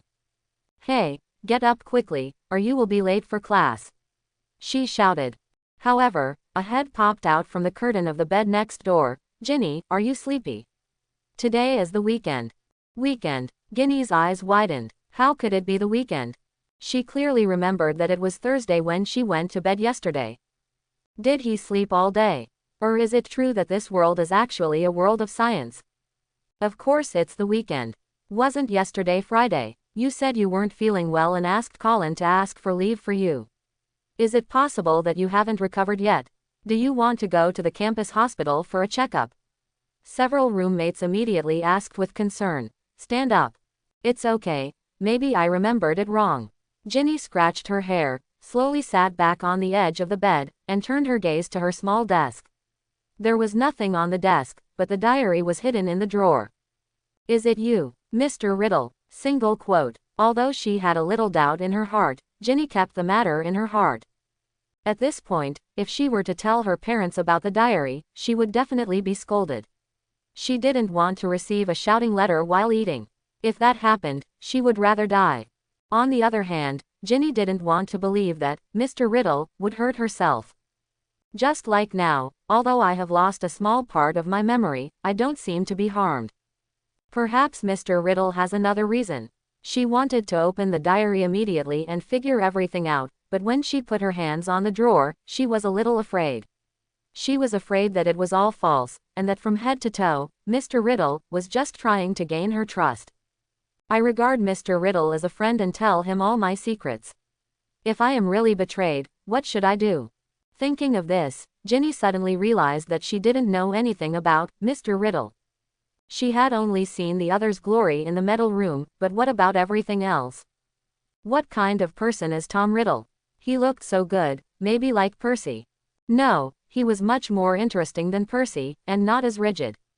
Ginny thought about how Mr. Riddle instigated her to violate some trivial school rules these days, which was indeed interesting. He also taught her many little curses that could not be learned in textbooks, saying that they should be given to him when he conflicts with others. Come on. He doesn't look like Percy at all, but he looks a lot like Bill. Ginny thought this way, and the more she thought about it, the happier she became. The more she thought about it, the more she felt that it was impossible for Mr. Riddle to hurt herself. But in this way, the question returns to the starting point. Is it Mr. Riddle who is up to something, and if so, why is he doing it? And should I continue to communicate with Mr. Riddle? All kinds of problems bothered Ginny and made her a little irritable. She wanted to go back to sleep, but she couldn't sleep at all. So she simply got up and walked silently to the common room. Hey, Ginny. Ron stopped her with his eyes dazed. Can you help me call Hermione? Harry went to practice Quidditch this morning. We plan to go over and have a look. You can come with us. Oh, okay, but I'm not in the mood right now. Ginny just nodded and turned to find Hermione's dormitory. A few minutes later, Ginny and Hermione hurried down together. Are you really not coming with us, Ginny? Ron looked more awake. He was a little confused. His sister usually admired Harry so much and wanted to keep her eyes on Harry all the time, but now, she didn't seem to be so interested in Harry. But this is not surprising. Putting aside those legends, Harry is actually just an ordinary wizard. Ron himself also realized this in the process of getting along with him. Of course, after taking off the cloak of legend, Harry is still a great friend, at least much better than that idiot Lockhart. Ginny pondered for a moment. She was really not in the mood at first, but thinking that Mr. Riddle would make her feel more cheerful from time to time, she suddenly felt that there was nothing wrong with going to see him. It just so happened that she had nothing to do now, because she found that Mr. Riddle had thoughtfully completed all her homework for the weekend. All right, the three of them first went to the hall to bring some food, and then went to the playground together. The Quidditch stands were empty, with almost no one there, and there was no one even on the field. But she did see Colin holding up his camera and taking photos everywhere crazily. The three of them sat together, and the morning fog on the playground had not completely dispersed. After a while, Harry and the other team members came out wearing uniforms. It looks like he's about to start training again. Ron was surprised at the intensity of Quidditch practice, as Harry set off before dawn. You haven't finished practicing yet? Not finished yet. No, it hasn't started yet. Harry shook his head and said, Wood has been talking about tactics for several hours, and I'm already going crazy with hunger. Would you like something to eat? Ginny handed out the bread in her hand. She didn't have much appetite. He was a little excited, but Wood didn't intend to give him time to eat. Harry kicked off his feet and flew into the sky on his Nimbus 2000. But the training was interrupted almost before it started. Because Colin was holding the camera and filming them like crazy, which made Wood very unhappy. He suspected that this kid was a spy sent by Slytherin to get information about their new tactics. Slytherin doesn't need spies at all, George said helplessly. How do you know? Because they came on their own. Several people in green robes walked into the stadium, holding broomsticks in their hands. It was the team of their old enemy Slytherin. Wood flew down angrily, and the two teams immediately erupted into a strong smell of gunpowder. How is this going? Hermione's slightly worried voice called Ginny out of her fugue. What's wrong? They're quarreling. Go over and take a look. Ron jumped down immediately. He thought that if a conflict really broke out, he couldn't just sit back and watch. When they rushed downstairs, Ron and Hermione looked at the man with platinum blonde hair in the Slytherin team in surprise. Draco Malfoy. Of course Ginny also knew him. It was his father who fought with her own father at Flourish and Blott's bookstore during the summer vacation. Chapter 11. What's wrong? What is he doing here? Ron asked quickly. I'm the new seeker of the Slytherin team, Weasley, Malfoy said proudly, just now everyone was admiring the broomstick my father bought for our team. Ron stared dumbfounded at the 7 advanced broomsticks in front of him, Nimbus 2001, which has better performance than Harry's Nimbus 2000. Nice, isn't it? Malfoy said pleasantly, but maybe Gryffindor can get some gold and buy some new brooms. You can cash in the prize and sell those sweep 5s, and I think the museum will bid for them. There. The Slytherins laughed loudly. At least none of the Gryffindor players have to be bought to join the team, Hermione said sharply, they get in purely on merit. Malfoy's proud face darkened, and it was clear that these words completely hurt him. No one asked you, you stinking little mudblood, he said harshly. This sentence immediately caused an explosive reaction. Flint had to rush in front of Draco to prevent Fred and George from jumping on him. Arya screamed, how dare you! Ron reached out and pulled out the wand from his robes, shouting, you will pay for it, Malfoy. He pointed furiously from Flint's arm looking at Malfoy's face. Spit slugs. A huge explosion resounded throughout the stadium, and a green light shot out from the back of the wand, hitting Ron in the abdomen, causing him to stagger and fall to the grass.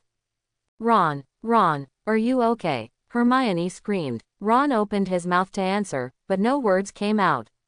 Instead, he burped loudly, and several slugs fell from his mouth onto his lap. The Gryffindor team gathered around Ron, who kept spitting out big shiny slugs, and no one seemed to want to touch him. The Slytherin team members all collapsed with laughter. Flint laughed so hard that he couldn't stand upright, leaning on his new broom for support. Malfoy was on all fours, pounding the ground with his fists. Ginny seemed to have only come back to her senses from this moment on. Dirty and filthy words entered her mind, and Ron's miserable situation made her very angry. She was already a little upset and angry, but when she saw Malfoy and the others being so hateful, she immediately took them as an outlet to vent her annoyance. Furnunculus. A curse immediately flew out from her wand, but it did not hit Malfoy. Instead, it hit Marcus Flint, who was standing in front of Malfoy. The big man screamed immediately. His skin was burning under the influence of the curse, and it was covered with pimples and became extremely ugly, as if a layer of chili oil had been poured on a festering wound. Flint immediately glared at Ginny fiercely and raised his wand with hatred on his face. You little brat, how dare you attack me? Fred and George immediately rushed towards him and grabbed his wand with their hands. Wood and others also reacted and hurriedly struggled with the Slytherin people. Harry, take Ginny and Ron away quickly. I don't know who shouted, and Harry finally reacted and quickly helped up the dirty Ron. Go to Hagrid, that's the closest. The 4 people pushed through the crowd and rushed out. Colin didn't know what was going on, and ran over without any eyesight to take a picture of Ron, who was spitting out slugs. Get out of the way, Creevy. Ginny pushed him away angrily. Colin watched them leave blankly, confused. Wasn't Ginny Weasley quite polite yesterday? They soon arrived at Hagrid's hut, but Lockhart walked out. In order not to get into trouble, Harry had to hide first. This was a very correct decision. If Lockhart was allowed to treat Ron, his life would probably be in danger. They waited until Lockhart was gone before knocking on Hagrid's house. It's you. I thought it was Lockhart who was back. What's wrong with Ron? Hagrid asked quickly. Ron was struck by his own spell. Hagrid wasn't too worried. He found a large copper basin and placed it in front of Ron. It's better to spit it out than swallow it. Spit it all out, Ron. I guess there's no other way but to wait for it to stop on its own, Hermione said worriedly as she watched Ron leaning over the copper basin. Even under the best of conditions, that's a very difficult spell to cast. You use a broken wand. Wait, maybe I can make it stop. Ginny suddenly thought of something, how to undo the evil curse. He taught me. With that said, she picked up her wand and pointed it at Ron. This made everyone else a little worried. After all, it felt uncomfortable to be pointed at by a wand. Is this okay to vomit? Ron said as he vomited. It's better to try than to do nothing. Ginny felt very confident. The pimple spell she just used was also taught by Mr. Riddle, and it turned out to be very useful. Her wand glowed again, and after the spell hit Ron, Ron shivered first. Although he was still vomiting, there were no slugs coming out of his mouth. It worked. How did you do it? Hermione's eyes widened. She didn't expect that Ginny, who had just entered school this year, could break the curse that she was unable to do anything about. Yeah, I read it in the book. Ginny was very happy to see her spell working. This proves that Mr. Riddle did not deceive himself. What book is it? Hermione's eyes sparkled as she asked carefully. I'll go read it later too. I can't believe that I missed such an important book. Maybe I remembered it wrong. I didn't see it in the book. Maybe it was Bill. Yes, Bill taught it. Ginny said quickly. Hermione was a little suspicious. Really? Fortunately, Hagrid interrupted her and asked what happened. She had no choice but to tell Harry everything that had happened. Malfoy scolded Hermione, which must have been a very nasty word, because everyone was so angry, Harry said. Very vicious, croaked Ron, who had almost recovered, his face pale and sweaty. Malfoy called her a mudblood, and Hagrid. Hagrid looked very angry and yelled, "Is it true?" "Yes," she said, "but I don't know what it means." "Of course, I can tell it's very rude. Mudblood is a slanderous term for Muggle-borns, people whose parents do not know magic. Some wizards, like the Malfoys, always feel that they are superior to others because they are so-called pure bloods." Ron explained, "Actually, the rest of us know it doesn't matter at all. Look at Neville Longbottom, he's a pureblood, but he can't even put the cauldron correctly."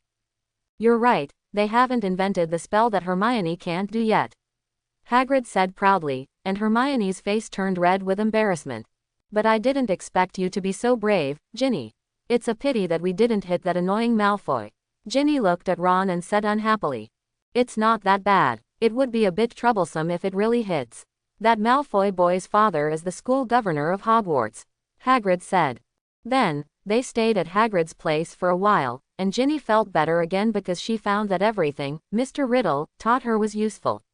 Even being punished by Mag for confinement after returning to the castle did not affect her mood at all.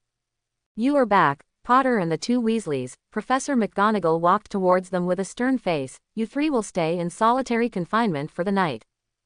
As he spoke, Mag couldn't help but look at Ginny, and said in an unbelievable and extremely headache-inducing tone, "I can't believe that a first-year student dared to cast a spell on a sixth-year senior.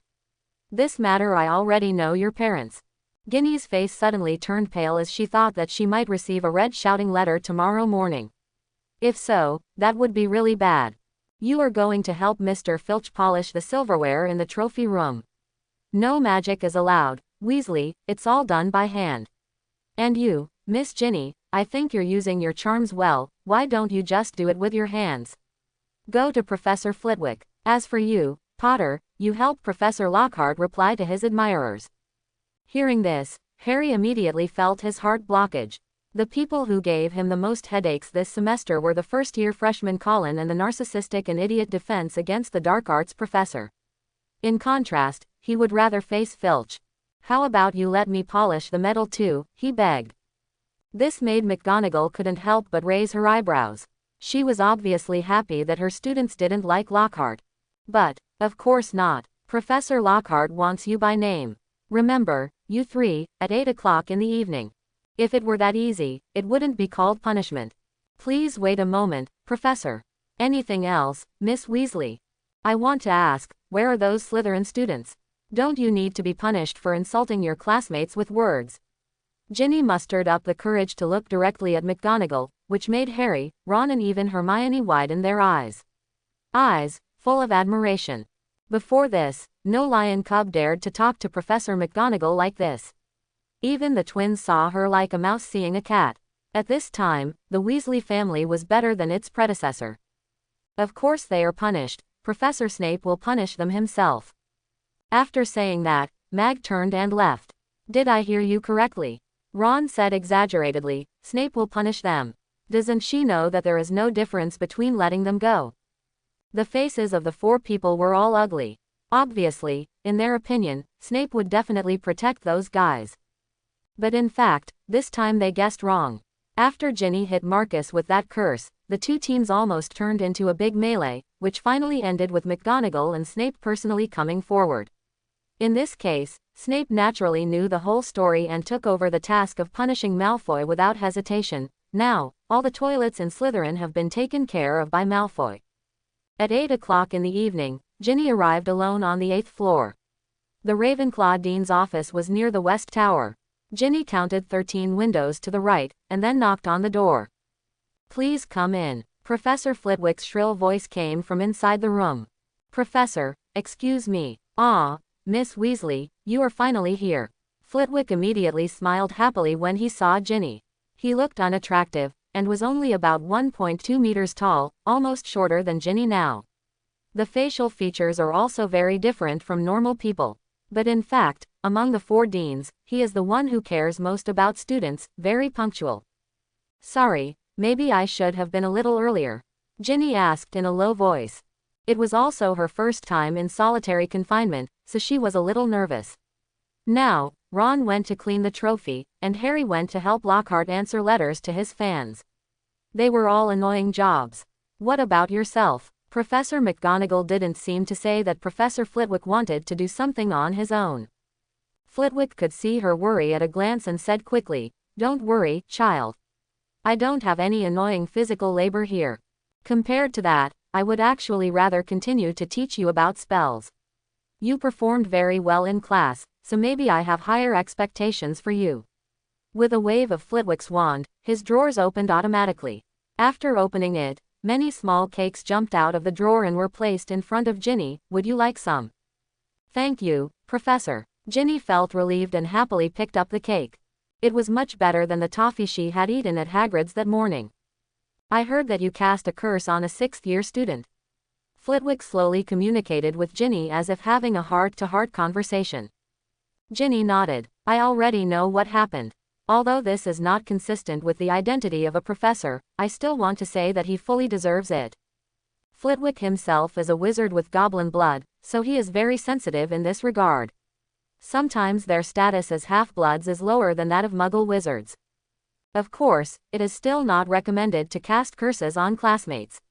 Flitwick revealed the matter lightly. "Compared to this, since you can even do such difficult curses, I'm afraid the other first-year students have to learn the spell can't stop you, right?"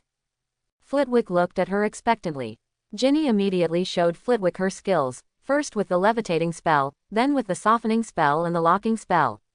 Finally, Ginny used the cutting spell to split a hole in the tabletop, and then used the repairing spell to restore it to its original state. This move really made Flitwick very happy. You know, it's not Halloween yet, and his lessons for first-grade wizards are still at the theoretical stage. But looking at Ginny like this, she has almost learned all the spells in Standard Spells 1. "That's great, Ginny. That's great." Flitwick almost jumped with excitement. "I'm already considering whether to let you join my Charms Club. To be honest, your performance is simply better than Granger's. The lady is even better." Such kind praise made Ginny blush with embarrassment. She believed that all this was due to the teachings given to her by Mr. Riddle. Without him, her level of magic would not be so high. "I just had a good teacher," she said timidly. This clearly misunderstood Flitwick. However, it was precisely because of this misunderstanding that Flitwick, who was in a good mood, directly exempted Ginny from confinement. "Okay, you can go back first. If you encounter any problems with magic spells, or if you have any books you want to read in the library, you are welcome to come to me. I hope you can maintain your current level, so that when you are 5th grade, I will definitely invite you to join the Charms Club immediately. Of course, if you are interested in these now, you can come and observe." After leaving the time and place of the Charms Club meeting, he reluctantly sent Ginny away. It didn't take Ginny 5 minutes to get back to the Gryffindor common room. The rest rooms of Gryffindor and Ravenclaw are both on the tower, just not on the same side, and the tower is connected to the 8th floor of the castle. Hogwarts has a total of 5 towers. The tallest central tower is used for astronomy classrooms, and the remaining 4 towers are located in the 4 directions of southeast, northwest and northwest. The North Tower is the divination classroom and the West Tower is the owl shed. The southeastern sides are used as the common room and dormitories for Gryffindor and Ravenclaw respectively. Several students were a little surprised when Ginny slipped under the fat lady's statue. "Ginny, didn't you go to solitary confinement with Ron and the others?" Percy frowned. He wasn't in a good mood because everyone in the Weasley family was in detention except himself. In fact, the entire Gryffindor team was not spared.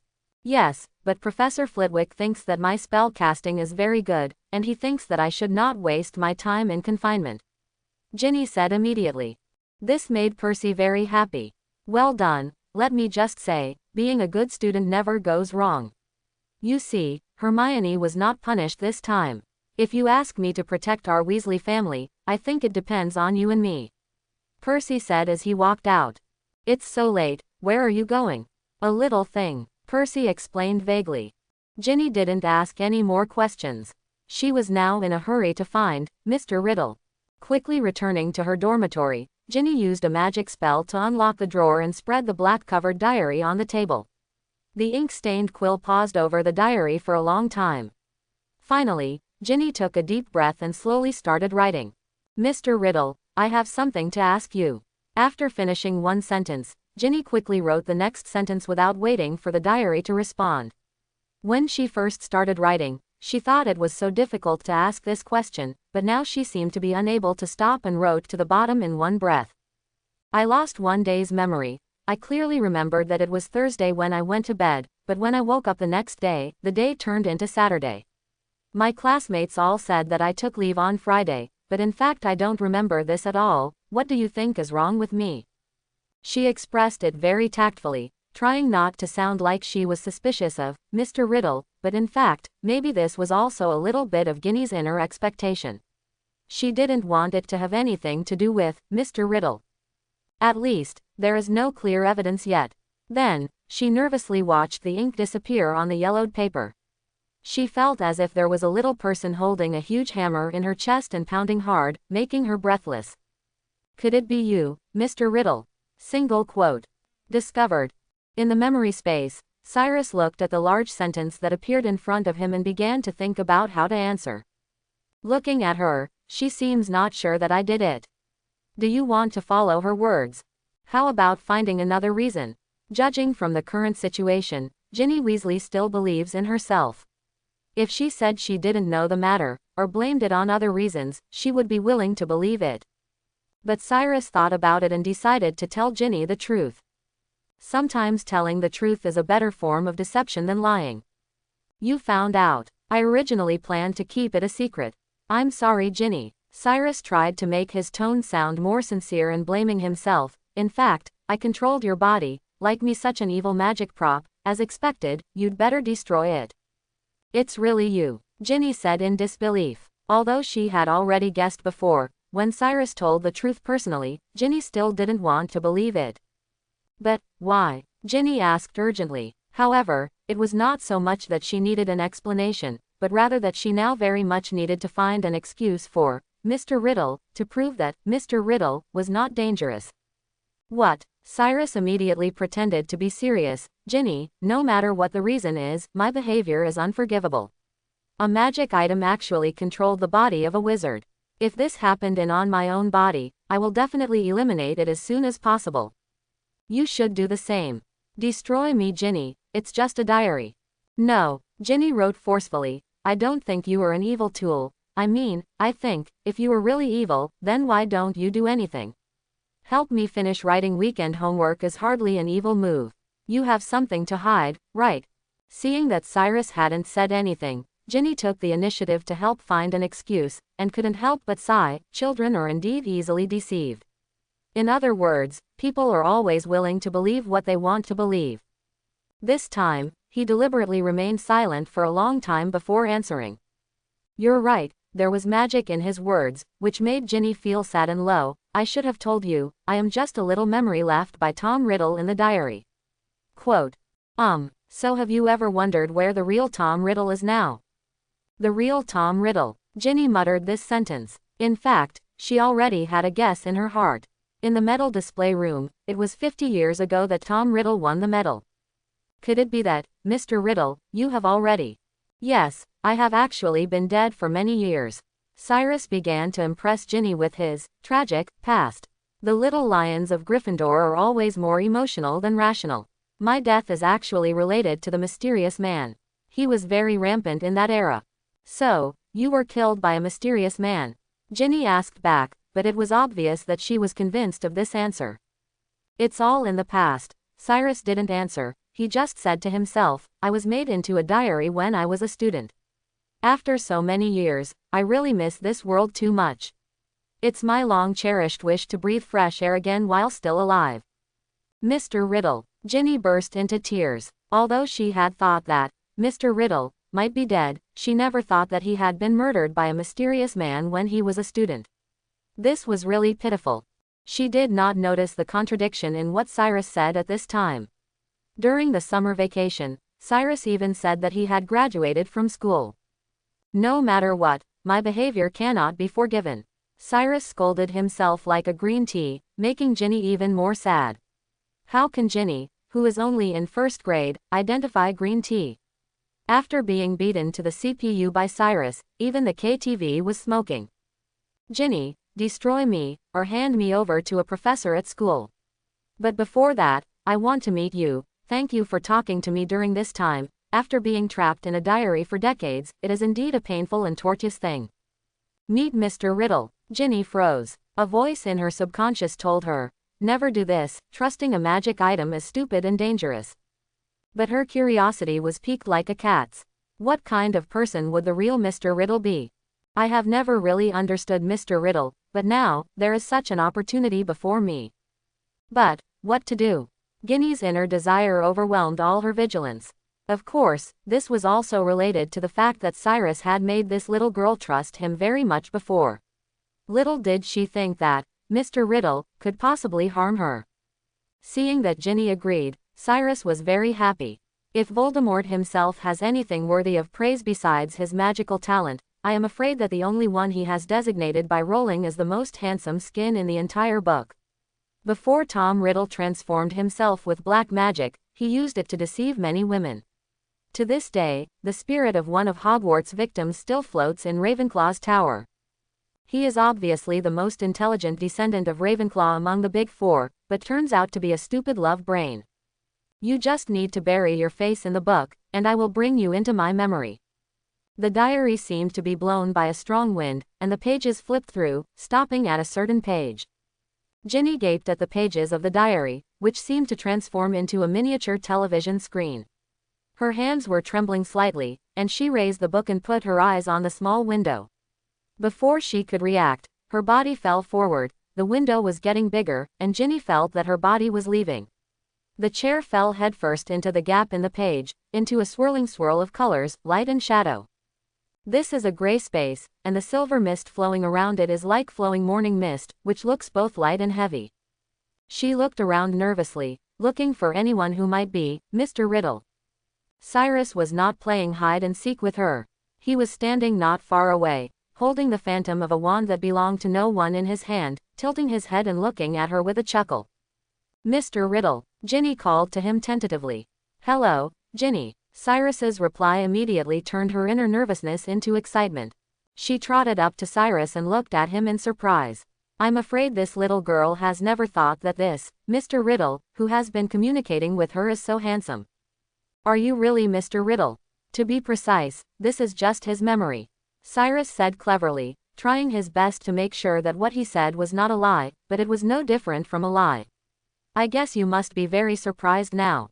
I'm afraid you never thought I was a Slytherin student, right? He pointed to the robe he was wearing. I really never thought about it, Mr. Riddle, you always encourage me to violate school rules. Ginny muttered. It seemed that she didn't think much of Slytherin. From the moment she came in, she never took her eyes off Cyrus's face. What's wrong? I think you look a bit like Harry, Mr. Riddle, Ginny said hesitantly, then quickly added, of course, just a little bit. This kind of coincidence is not impossible, Sellers said with a smile. Of course he knew why. In fact, the blood relationship between Riddle and Harry can be traced back to the time of the three Death brothers. Compared to this, Ginny, you are cuter than I thought, Cyrus said without hesitation. Ginny was immediately speechless with embarrassment and quickly looked away. It was not easy for Cyrus to deal with an 11-year-old girl. Has Mr. Riddle been staying in a place like this for the past 50 years? When Ginny set her sights on this space, she immediately showed a sad expression. There is nothing here, it is pitch black, like an empty and bleak dark forest in winter. The silver mist was so cold that it was suffocating just to look at it. She couldn't imagine how a person could spend 50 years here. If it were her, she probably wouldn't be able to stay for even a day. Poor Mr. Riddle. He just wanted to see the real world. What was wrong with him? He even took the time to help me with my homework. Ginny wanted to hug Mr. Riddle now, but when she stretched out her hand towards Cyrus, the young hand passed through Cyrus's body. Useless Ginny, I'm just a memory. Cyrus said, I can only see and hear. But I can't touch or touch, after I controlled you despicably. That day, I felt really alive. The blue sky, wind, and warm sun shone on my body. It was incredible to be alive. What do you think? Of course, I didn't forget to go to the cafeteria and have a delicious meal. The look of growing satisfaction on his face made Ginny even more uncomfortable and she almost cried. Okay. At this time, Cyrus' tone suddenly became stern. That's it, Ginny. This voice scared Ginny away, making her tremble for a moment. Then, Cyrus said softly, it's time for you to go back. But, let's go quickly. It's not a good thing to stay for a long time with a dead thing like me, not even a revenant. After you go back, destroy the diary. If your magic power is not enough, then hand it over to the others. It's time for us to say goodbye. It was nice to meet you, Ginny. Cyrus said goodbye in a fake way, and his figure slowly became transparent and illusory, disappearing into the silver memory. No, Ginny bit her lip, tears forming in a straight line, her head shaking wildly. Be obedient, Ginny. Perhaps destruction is the final destination of a memory like mine. No, Ginny shook her head decisively. Mr. Riddle is my friend, and I will never kill Mr. Riddle. You'll make new friends, real friends, Sellers emphasized. This is different. But, does Mr. Riddle intend to hurt me? Do you intend to kill me? Ginny asked quickly. Of course not, Cyrus denied vehemently. This is quite true. In that case, why should I kill Mr. Riddle? Ginny had made up her mind and became extra brave at this time. She wiped away her tears and said forcefully, Mr. Riddle is eager to contact the real world. I can help. I suppose it wouldn't be a big deal to lend your body to Mr. Riddle once in a while, right? The cute little girl said seriously. At one point, Cyrus felt like he really deserved to die. But he still wanted to live. Thank you, Ginny. The next morning, Ginny came to the hall in a daze. Thinking of what happened last night, Ginny was still a little unbelievable. He actually agreed to lend his body to Mr. Riddle. And he lent his body again that night. Now it seems that it was exactly as she thought. Although she was a little tired, there was no accident. Mr. Riddle would certainly not harm her. Ginny drowsily spread the jam on the bread and stuffed it into her mouth mechanically. Then, a huge and harsh sound exploded in the auditorium, causing her to wake up suddenly. Ron, how dare you cast a spell on your classmates? And you also led your sister into mischief. It's not even a month since school started. You guys dare to do such a thing, and you, Frey de George. Ginny saw a red letter that turned into a mouth, floating on the Gryffindor table and yelling curses. It almost scolded Ron and the twins, and now it turned on itself. This made her suddenly turn pale. I only remembered Mr. Riddle yesterday, but I completely forgot that Professor McGonagall told her mother about the spell he cast on the senior students.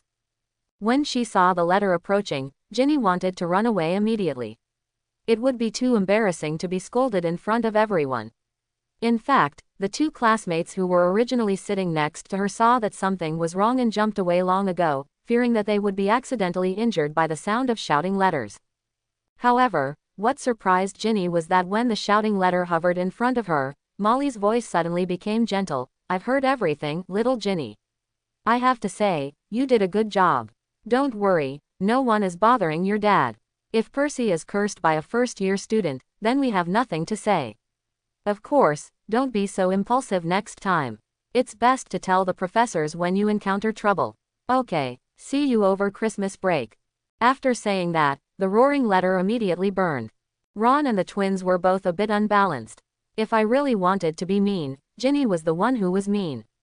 In fact, only her spell succeeded, but they were the only ones who were scolded. Do you think this is fair? Ron said angrily. Okay, let her be your sister. Fred and George looked at it openly. And Ginny was really cool yesterday. Since what happened yesterday became widely known in Gryffindor, Ginny has almost become a hero in Gryffindor. In comparison, Ron seems a bit frustrated. Ron was still angry now, as if nothing good could ever happen to him. Thinking of this, Ron glanced sadly at the broken wand covered with tape. If it hadn't been for this thing, maybe his spell would have been successful. Look around, don't be jealous of Ginny. If it weren't for her, you might still be spitting out slugs today. Hermione comforted her. I'm not jealous of her. She's my sister. I just feel it's a bit unfair. It seems like I'm the only one who's unlucky. Ron had no choice but to sit down and gnaw on the chicken drumsticks gloomily. I just hope Marcus Flint doesn't stay out of the hospital until the official game. Harry said with a smile, and then whispered the sound he heard last night to Ron and Hermione. In fact, he had already told Ron last night, but neither of them had a clue. In the following days, Cyrus used Ginny's body from time to act at night. It's not that he wants to control the basilisk to kill people. In fact, the plan hasn't really started yet.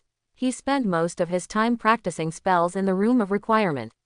Although Cyrus absorbed Riddle's memories and theoretical knowledge, knowing the theory and being proficient in using magic spells are not the same thing at all. Considering the difficulties he may face after his resurrection, Cyrus needs to make his magic power strong enough. He slowly ate away at Ginny's life force, but was careful to maintain a limit. Ginny looked like she had a cold these days. It just so happened that the time was slowly approaching Halloween, and the temperature in Hogwarts had begun to drop. This period was the worst time for influenza, and most of the little wizards in the school were feeling depressed. Percy was worried about her and had been forcing Ginny to drink pick-me-ups. So much so that steam was rising from her head all this time, and her fiery red hair seemed to be on fire. In the spacious classroom, several wooden dolls rushed towards Ginny, quickly. Ginny, actually Cyrus, had a cold look in his eyes, and he held the U-wand in his hand. He did not panic at all in the face of the siege. It wasn't until the puppet at the forefront was approaching that Cyrus raised his wand like lightning and fired a spell. Hit by the curse, the puppet didn't even last for a second before it exploded and turned into powder flying everywhere. Then, without stopping, Cyrus rolled on the ground to avoid the attacks of the other two puppets, but he did not look embarrassed at all. Half crouching, he turned around and split the two puppets into 16 pieces. The pieces of the puppet floated up under his control and hit the other puppets like meteors, knocking them down. Then, the hard ground rose up, and several huge palms stretched out to hold them, preventing them from moving. In the blink of an eye, he eliminated a dozen puppets, and during this period, he did not recite a single spell. Cyrus was quite satisfied with his performance. After all, his body now belonged to Ginny. The one-year-old wizard's magical power was not strong, so it was incredible to be able to do this. You must know that those puppets have magical protection. Try the Patronus charm. Cyrus thought for a moment, closed his eyes and began to recall what he could call happy memories. He easily began to recall his past life. Although he seems to have become emotionally numb in life as an adult, his memories from childhood are still pleasant. Dense silk threads spurted out from the tip of the wand, like white velvet or cocoon silk spun by silkworms. Not very good. However, perhaps the memory is too far away, making it no longer clear. Although these threads are intertwined in the air, they have never taken shape. Is my mood too calm? Cyrus lowered his head and pondered. After a moment, he planned to recite the magic spell and do it again. This time, he tried hard to recall the memories of his childhood. At that time, he had no worries, was carefree, and yearned for fairy tales, as if the whole world was clean and beautiful. Call the gods to protect you. The magic power coming out of the tip of the wand is even stronger. The dense silver threads turned into large clumps of existence, but they were still not formed, but looked like a white, half light and half dark cloud. Soon, the magic was drained from him, or rather Ginny. Cyrus had to stop practicing, put away his wand and leave the room of requirement. But as soon as he turned the corner, a sharp roar came from his ears. Stop. It's Monday again, it's so painful to go to work. Come and count your votes, my dears, to comfort me. It's Filch again. Cyrus's patience with this annoying administrator had almost reached its limit. But what really gave him a headache was the cat. It probably had a bit of catnivette blood or something. In addition to its very sharp nose, it seemed to be able to see through a little bit of magic. Cyrus was almost exposed several times because of it. Otherwise, just a squib wouldn't be able to do anything to him.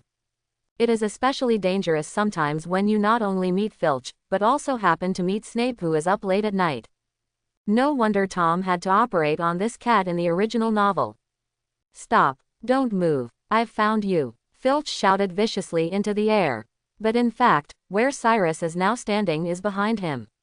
Mrs. Norris sniffed his scent all the way to the outside of the room of requirement, but found nothing. After confirming that his phantom spell had not expired, Cyrus left quickly without hesitation. At this time, he heard Peeves' mocking voice coming from behind. Poor Felger, he's being fooled around. As a result, the two guys started fighting each other. It was getting closer to Halloween, and Cyrus decided it was almost time. On the night before Halloween, everything in Hogwarts became completely different from before. The pumpkin that was nearly as tall as Ginny in Hagrid's field has now grown to the size of a shed. The insides of these pumpkins were hollowed out, and some were made into scary jack-o'-lanterns, while the rest were turned into pumpkin juice and served on the table. There are some bat decorations installed everywhere in the castle. In the past, the ghosts were always the most active at this time, but this time, even Peeves was nowhere to be seen. This is thanks to Sir Nicholas, who made today the 500th anniversary of his death. At the dinner party, Percy looked around with a frown on his face. The Geminis and Lee Jordan were sitting together, almost having a quarrel. Fred, where is Ron? Harry and Hermione are also missing. Percy grabbed one of the twins at random and asked immediately. I'm George. What a shame you're still my brother. George said angrily with his eyes widened. Because this time he wasn't playing a prank, Percy really had the wrong person. Feel sorry. Well, you want to know where little Ronnie is. Speaking of which, that would be so cool. The two people immediately put on expressions of surprise and joy. Of course, they were probably more gloating. They went to a ghost party, can you imagine? A ghost party. I guess they ate all the rotten meat. Peace. Gathering of ghosts. You don't know, it's the 500th anniversary of nearly headless Nico's death. Let me tell you, he really has the idea to commemorate the date of his death. Fred smiled and shook his head. Probably he already thought nearly headless Nico is a genius. Harry accidentally overheard this when he was talking to Ron and Hermione. At first they had the idea of getting involved, but after inquiring about some information, Fred and George gave up.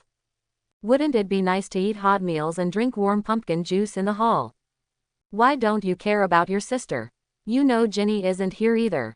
George glanced at the lower grades and didn't see any conspicuous red hair among the little lions. Ginny is not feeling well and will come over later. You should pay more attention to her. She has had a cold for several weeks. Percy said sternly. At this moment, all the teachers and students of Hogwarts were gathered in the hall, even Filch was no exception. Only his cat, still fulfilling its unsavory duty, wandered the corridors of the castle. Now, it has smelled a familiar scent. During this period of time, the owner of this scent had escaped from her too many times, which aroused Mrs. Norris's desire to win. This animal with Catnivette blood has extraordinary intelligence and has regarded Cyrus as a thorn in his side. For this reason, it looked for the smell and moved towards the third-floor corridor. Cyrus controlled Ginny's body and sat on the back of the giant basilisk. He had been letting the basilisk move around inside the pipe all this time, and now it was time to take it out for a walk. Just in time, the annoying Myrtle also went to the death anniversary party. There's no one here except a cat. Mrs. Norris lowered her head to smell the smell, and slowly came to the door of the bathroom. There was water all over the floor, probably because a pipe was leaking, which made Mrs. Norris a little disgusted. But its competitive spirit still outweighed everything else, and it walked slowly around the corner in the sticky water. The next moment, two dim lights were reflected in the water. Mrs. Norris was immediately petrified by the basilisk's eyes before she even had time to react. The annoying guy is finally clean. Cyrus jumped off the basilisk's head and picked up the petrified, immobile cat. It now felt harder than iron. He hung Mrs. Norris on the wall and left a line of bloody writing. In fact, Cyrus used to like cats, but obviously Mrs. Norris could not be counted among them. The little things that hinder his resurrection, no matter how cute they are, must be eliminated. At least temporarily cleared. Then, Cyrus asked the basilisk to return to the secret room and wait for his call at any time, while he slowly returned to the banquet. And returned the body to Ginny. Ginny, who was in a daze, was not too surprised when she opened her eyes and found herself at the Gryffindor table. Apparently she had guessed that Mr. Riddle had controlled her body just now. Mr. Riddle hasn't celebrated Halloween in 50 years, right? As she thought about it, it was normal for Cyrus to miss the Halloween party at Hogwarts. Of course, she is also looking forward to this holiday. At this moment, looking at the delicious food on the table, she couldn't help it anymore and immediately started eating. Colin opened his mouth and looked at her, as if he didn't expect that Ginny's face was not so good looking, but her appetite did not change. But that's a good thing. The dinner ended quickly, and Ginny followed the team back to the Gryffindor common room. The strange thing is that one of the Slytherin and Hufflepuff common rooms is in the dungeon and the other is in the basement, but for some reason, Malfoy also followed them sneakily. They walked happily to the third floor, and then immediately became silent. Hundreds of people stared at the three helpless little figures in the empty corridor and the secret room has been opened. Those who are enemies of the heir, be alert. When Malfoy discovered that the person standing in front of him was Harry, he immediately got out and read the blood-red writing on the wall loudly, with a cheerful expression on his face. He looked at the still and stiff cat hanging there, his cold eyes became animated, his normally bloodless face turned red, and a sinister smile appeared on his face. "You're next, mudbloods. Even though it's Halloween tomorrow, we're going to attack today." Time goes back to the dinner party. Although the table on the Slytherin side was also lively, due to the personalities of the little snakes, it was far less cheerful than that of Gryffindor. While the bored Malfoy was eating, he was thinking about whether to use Halloween as an excuse to scare Harry Potter and the little lions who caused him to be punished by Dean Snape. However, when he looked vaguely towards the Gryffindor table, he did not see the shadow of those annoying people. Of course, Malfoy didn't suspect anything at this time. After all, Gryffindor was different from Slytherin, who had to pay attention to the order of seats when eating. Those guys who didn't understand etiquette always went into the gaps wherever there were seats. Drilled. And he didn't dare to look directly at Gryffindor, otherwise other little snakes would find out and think he was going to betray the academy. Once a person has an idea in his heart, it will soon be turned into action. Before the dinner was over, Malfoy had already made up his mind that he must let them see how powerful he was tonight. Even if you get caught, it's a Halloween tradition and you're unlikely to be fined. Therefore, when the dinner was over, he simply did not follow the Slytherin team, but sneaked into the Ravenclaw team. Then, the previous scene appeared. Although he didn't know who was responsible for the prank, Malfoy felt that the other person was a genius. That's right, Malfoy actually thought it was a prank now. Last time in the stadium, Slytherin suffered a big loss. Of course there will be people who want revenge. Especially Moscow Flint, who was hit by the pimple curse, and his face was almost completely humiliated. Of course he had heard of the legend of the Chamber of Secrets, but would a half-blood, a pureblood shame and a mudblood open the Chamber of Secrets left by Slytherin, one of the Majestic Four? Therefore, Malfoy naturally thought it was a prank. Of course, this does not prevent him from adding another fire to it. To this end, he immediately read the writing on the wall aloud, causing a commotion, preferably making others think that the murderer was Harry Potter and his little followers. Being watched by hundreds of pairs of eyes, the panic on the faces of the three Harrys could hardly be concealed. He already regretted that he didn't listen to Ron and leave this hellish place quickly, but it was obviously too late now. Malfoy's voice first attracted Filch, the poor and hateful old man who was now hugging his cat like crazy. Harry had no doubt that Filch would be willing to let him pay for his cat's life if possible. You killed my cat. You killed it. I'm going to kill you. I'm going to. Argus. Dumbledore arrived on the scene, followed by many other teachers. In the blink of an eye, he was past Harry, Ron, and Hermione, and unhooking Mrs. Norris from the torch holder. "Come with me, Argus," he said to Filch, "and you, Mr. Potter, Mr. Weasley, and Miss Granger."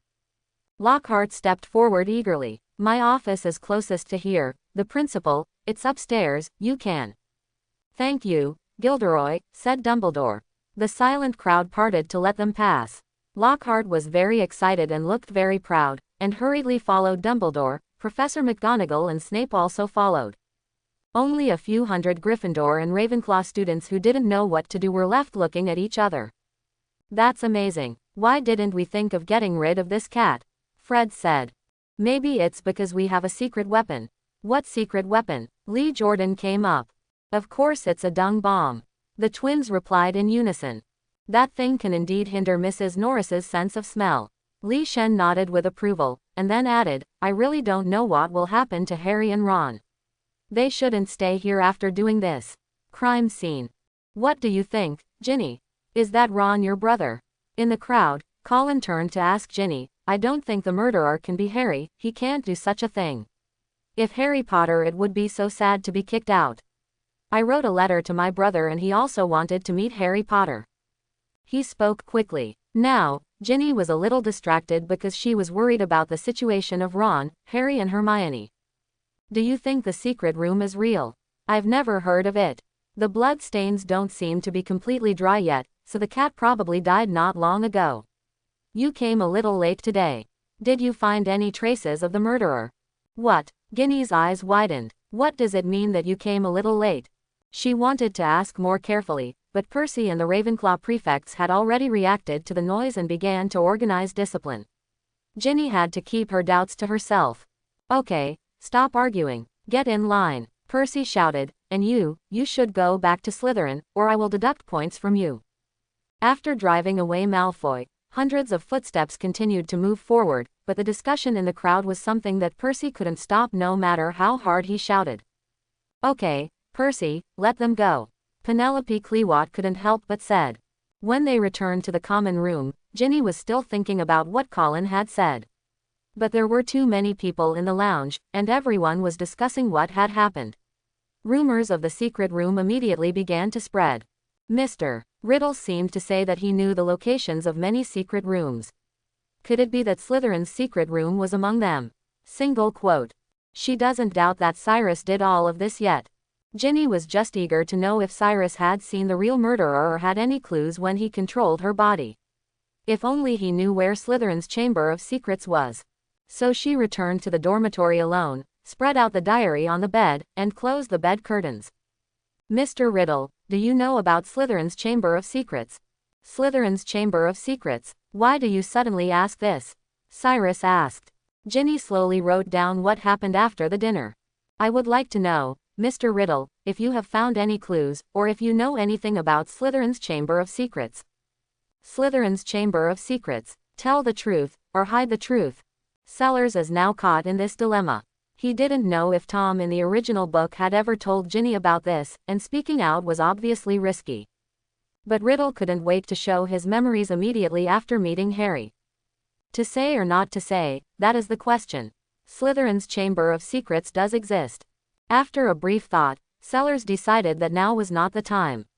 The matter in the secret room has not yet become a big deal, and the victim is only one cat. If Ginny was shown that memory at this time, she would easily expose herself if she went to confront Hagrid. But let's not say it, it also requires a little bit of art. The best way is not to tell you everything. Is it true, Mr. Riddle, that you know the location of the Chamber of Secrets? Ginny was overjoyed. That's not true. In fact, something similar happened 50 years ago. You should be wondering why I won the Special Contribution Award, but the medal didn't say why I won the award, right? Hearing this, Ginny nodded subconsciously, but she remembered that Mr. Riddle couldn't see him, so she wrote hard in her diary, yeah. This is because I betrayed the person who opened the secret room. At that time, a poor student had died at the hands of the monster in the secret room. I discovered the clues and was determined not to cover him up. So I reported him to the principal at the time. Because a student died, so the principal wanted me to block the news. However, the monster in the secret room has been driven away. As for the person who opened the secret room, 50 years have passed, and he may be dead. Quote. Cyrus said half-truthfully. The last sentence seems to be a lie, but in fact it is the truth.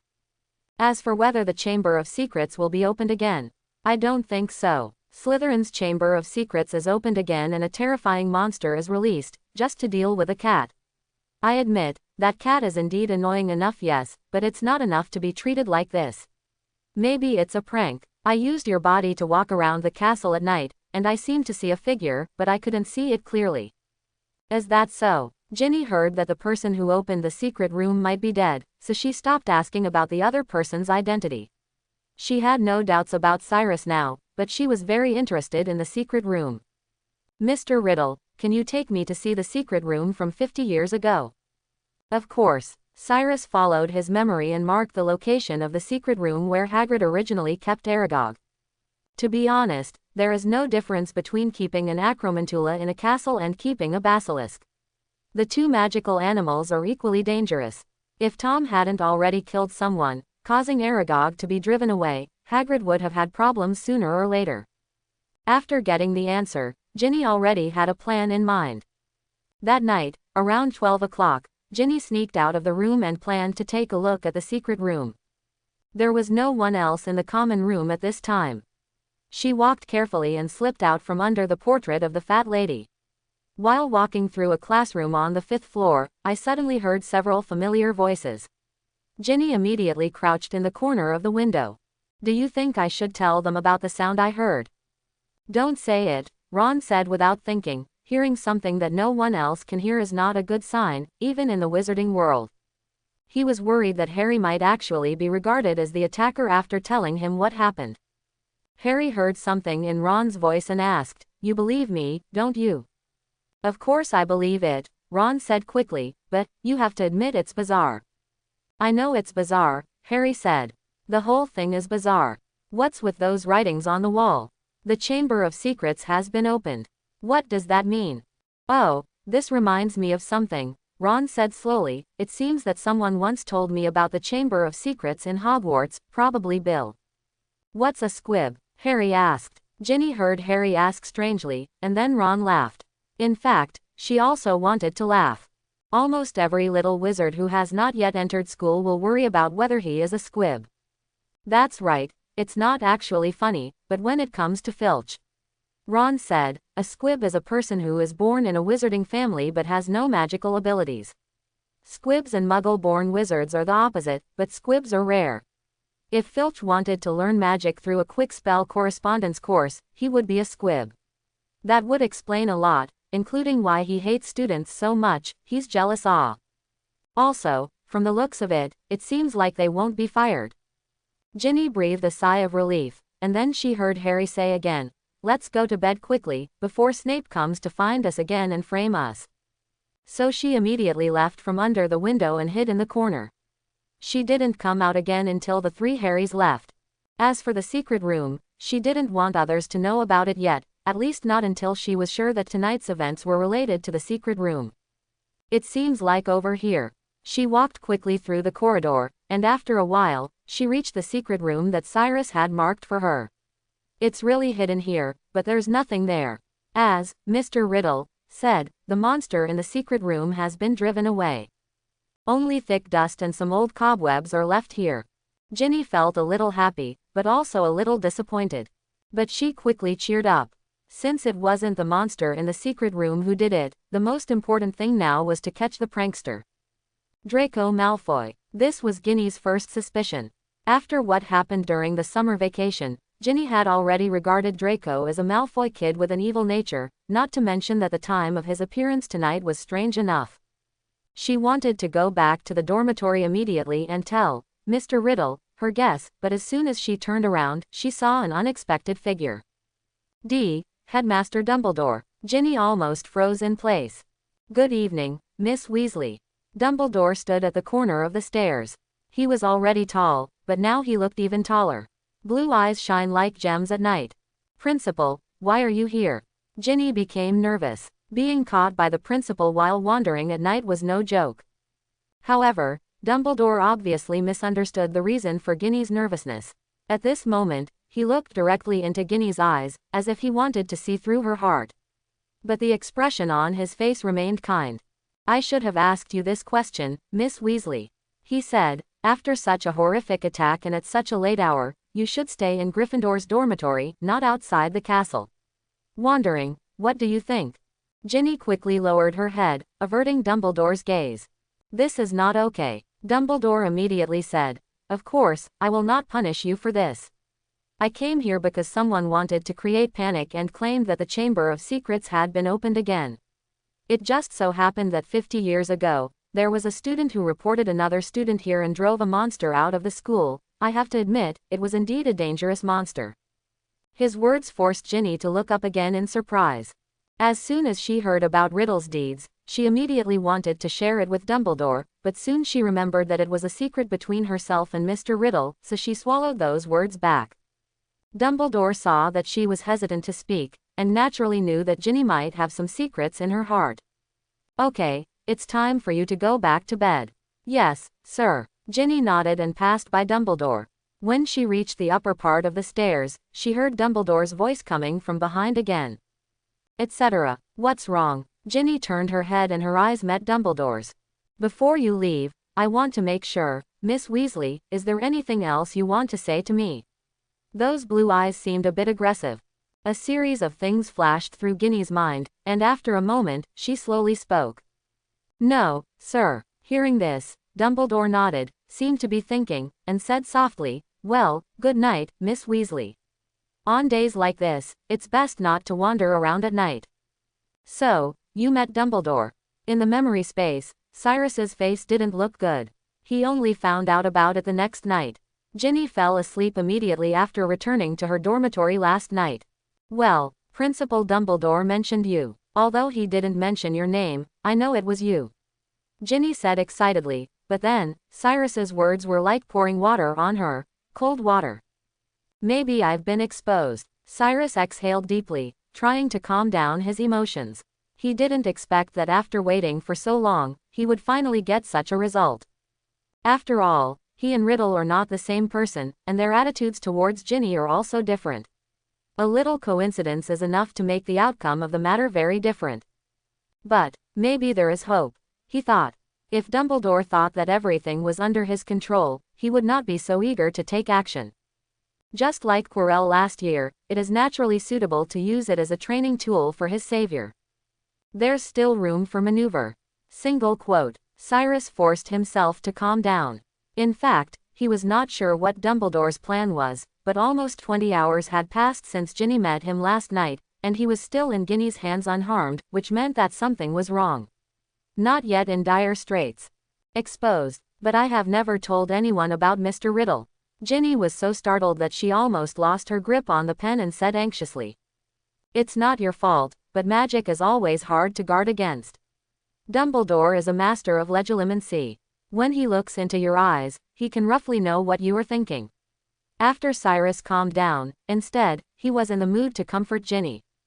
Generally speaking, wizards always say that legilimency is not mind reading, but to an unsuspecting mind, it is actually more terrifying than mind reading. Then, what should I do? Ginny was about to cry. She didn't want to cause Mr. Riddle to die like this because of herself, nor did she want to lose such a close friend. "Don't worry, if someone really asks you to hand me over, just hide me. I will modify your memory and hide it with the real memory so that no one can find me," Cyrus comforted. This is the last resort.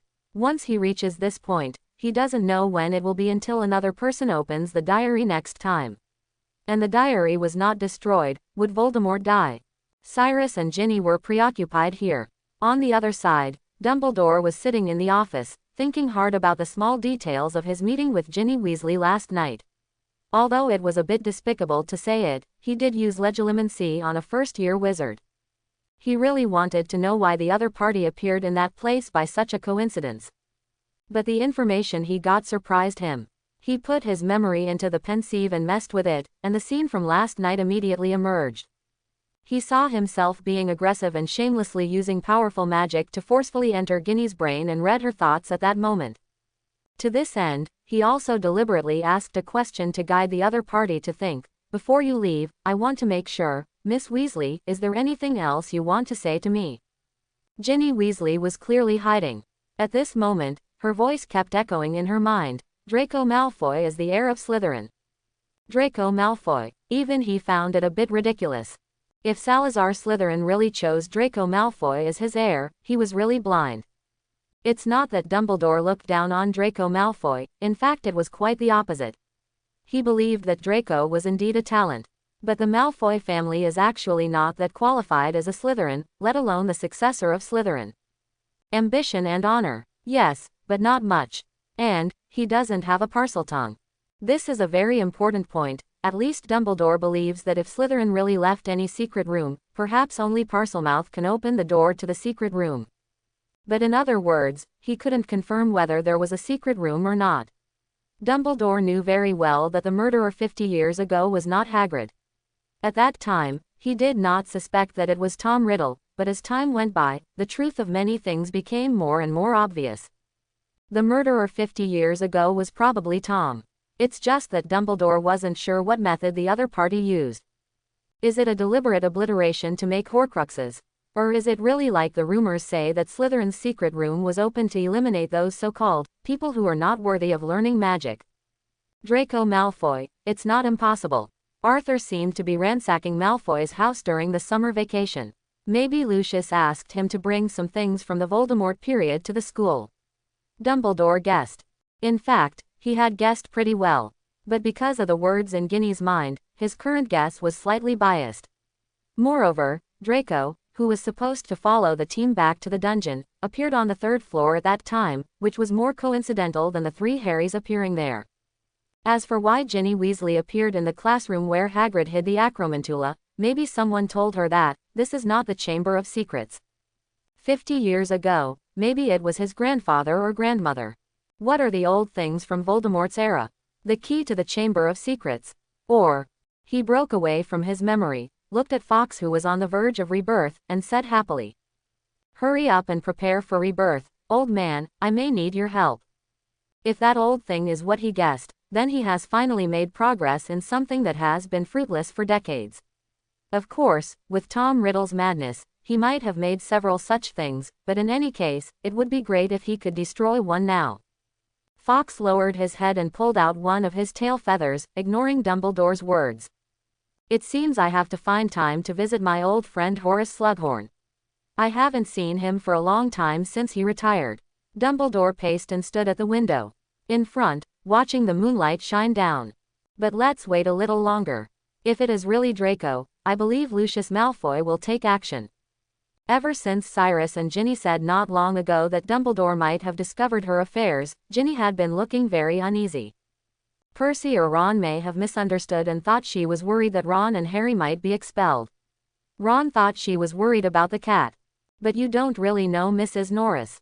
To be honest, we're more comfortable without it. It doesn't happen very often at Hogwarts," Ron reassured her. "They'll catch that one soon. The madman who caused the trouble, get him out of here. I just hope he has time to petrify Filch before he is kicked out." But when the murderer was mentioned, Ginny thought of what happened that night, her face suddenly turned pale, and she ran away with her head lowered. "I was just joking." Ron was at a loss for words. But in any case, as the professors failed to catch the murderer, and Filch's cat did not lift the petrification, the theory of prank gradually became untenable. More and more people began to believe that Slytherin's Chamber of Secrets had been opened, and the attacker was Harry Potter. Ginny relayed the gossip to Cyrus. "Students at Hogwarts often make secrets. Even if the Chamber of Secrets is really opened, I believe it won't be Harry Potter." Sellers comforted her. "I know, I'm not worried about Harry, I'm just a little worried about you. Since Halloween, the attack has not happened again, and the upperclassmen have almost stopped talking about it, but the younger students still enjoy it." After that night, because Dumbledore seemed to have taken no action, Ginny's hanging heart gradually relaxed.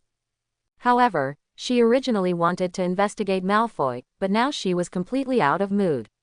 On the contrary, the 3 of them, Harry, seemed to have decided that Malfoy was the real successor, and they gathered together mindlessly all day and night, plotting something. Ginny faintly heard words like potion, Lockhart, and month. On the contrary, Sellers was very aware of their every move. Hermione got a signature from the silly Lockhart, got the powerful potion from the restricted book section, and planned to refine the compound potion. Because of this, the 3 of them occupied Myrtle's bathroom, making his movements a lot more troublesome. Fortunately, Cyrus rarely went to the Chamber of Secrets. He mostly hid in the room of requirement to practice spells, or found time to strangle the roosters raised by Hagrid. Because of Dumbledore's relationship, Cyrus often felt that time was running out. He was unwilling to waste a single second. He was eager to increase his power and ensure that he would be able to face the worst situation, with Dumbledore face to face, but also able to escape. The Basilisk was his assist, but it was impossible for the Basilisk alone to stop Dumbledore. It can even be said that even if he absorbed all the magical memories of Tom Riddle when he was a student, he would not be able to escape from Dumbledore's hands. I need more power. He set his sights on the restricted book section. The collection of books at Hogwarts has been slowly accumulated since the school was founded, that is, 1,000 years ago. Therefore, the books are very complicated. Most of the magic books in this world have originals or copies. Among them, most of the books that are considered banned are books that have powerful magical power or are extremely evil. There are so many books that even if Dumbledore stayed in school for nearly 100 years, he would not dare to say that he had read all the books. What's more, there are many books that may be cursed just by opening them, so there is no need to mention reading. The way to break the situation lies within. At night, when Ginny put the diary on her pillow and fell into a deep sleep, Cyrus possessed Ginny's body with his consciousness. She suddenly opened her eyes and sat up straight like a doll. Then, Cyrus got out of bed and quietly left the tower. Ever since Mrs. Norris was petrified, Hogwarts has become much more peaceful. There are also many fewer people who dare to go out for night walks in the evening. Fred and George were bolder, but without Mrs. Norris, they didn't rely much on the Marauders map. Filch, who lost Mrs. Norris, was like losing his eyes, and it was impossible to catch the two of them.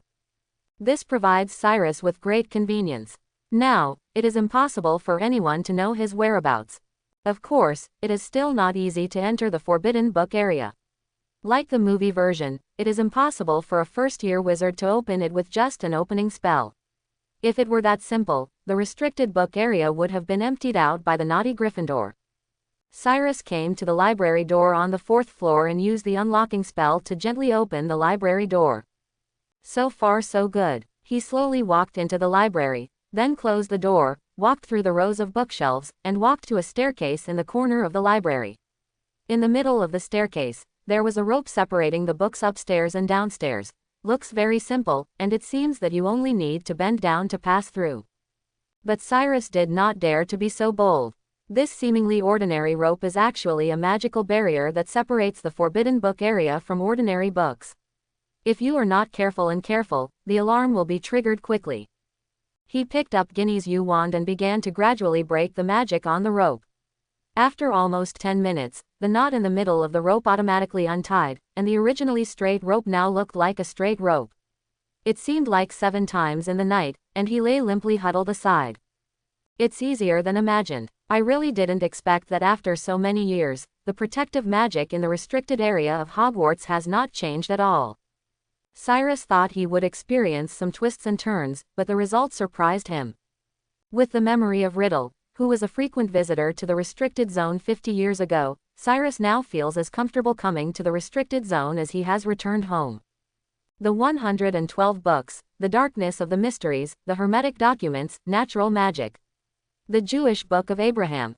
Cyrus passed by the banned books one after another. Almost all of them contained names that were not mentioned in the original books, but one book still interested him greatly. The Book of Jewish Abraham, I remember, is a mysterious book that Nico Flamel got from his dream.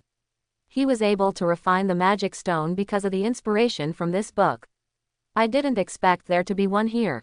Cyrus picked up the book, opened it and took a quick look, and immediately became more surprised. It's actually an authentic work. Chapter 21. Almost as soon as Sellers took the book in his hands, he realized something was wrong.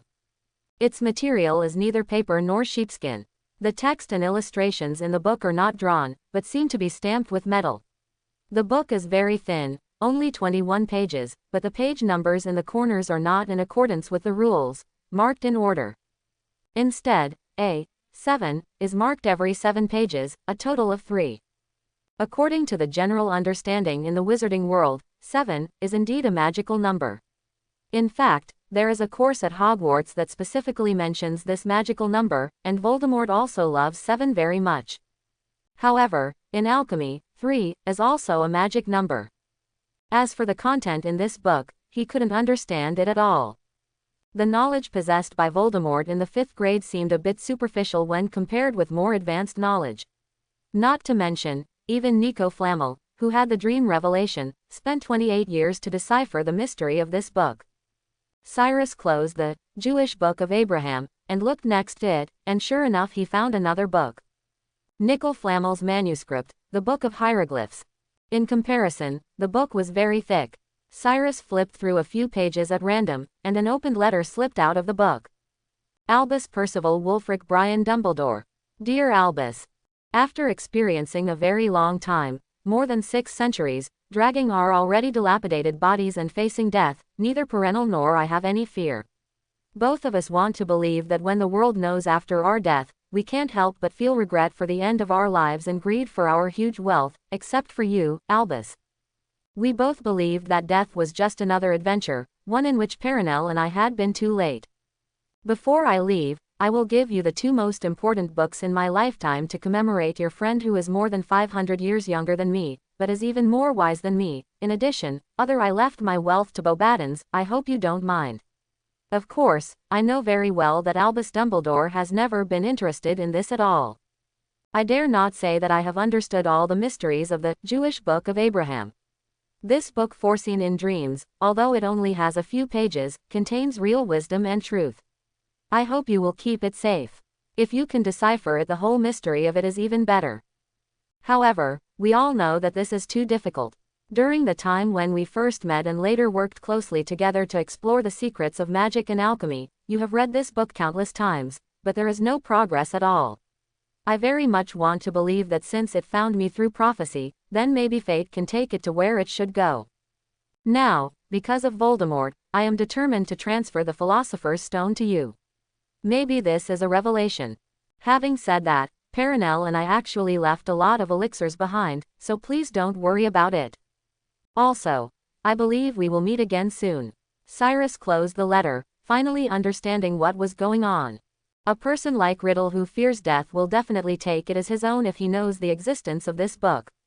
But Riddle has no memory of it, because it was banned by Dumbledore last year. District. The envelope has been opened, indicating that Dumbledore has read Nico Flameliu's letter and knows that these 2 books were actually given to him by Nico, but he has no idea of taking them as his own. Selflessly, he placed it in the forbidden book area, waiting for the revelation of fate that Nico said. Could this revelation be me? Cyrus couldn't help but think narcissistically. But no matter what, he was unwilling to let go of these 2 books. If he could really refine the magic stone, it would be very helpful for his resurrection. Even if you can only refine some defective products, as long as you can replenish your vitality, the harm to Ginny will be much less. Thinking of this, Cyrus quickly flipped through these 2 books, and also selected some other alchemical works in order to draw parallels. Voldemort's alchemy level was actually very high. Not only did he obtain the Advanced Wizard certificate with excellent results, he also interned in Borgin's shop for a period of time after graduation. However, that was the Tom Riddle after graduation, not the 5th grade Tom Riddle now. The book, Islamic Alchemy and the Tree of Life in Kabbalah, records a wizard named Hohenheim, another legendary wizard who possesses the magic stone. However, there is doubt whether it is true or not. Cyrus quickly said start reading. He was glad that he was in a state of memory now, otherwise it would have been impossible to memorize all the books in a short time. Because of his special state at this time, the diary will be equivalent to another precious pensieve. All the books he has read will be recorded in the form of pictures. He could just record the contents of these books first and then analyze them slowly when he gets back. Of course, the time required to study will not actually be reduced, it is just relatively safe. The ancient Egyptian alchemical classic, Jade Record, also has some reference value. To create the miracle of the only thing, you need to understand that the things in the upper world are the same as the lower world, and the things in the lower world are no different from the upper world. What is the only thing?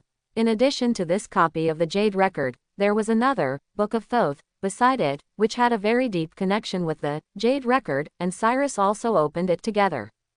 At this time, he didn't ask for a detailed explanation, it could even be said that he was swallowing it in a hurry.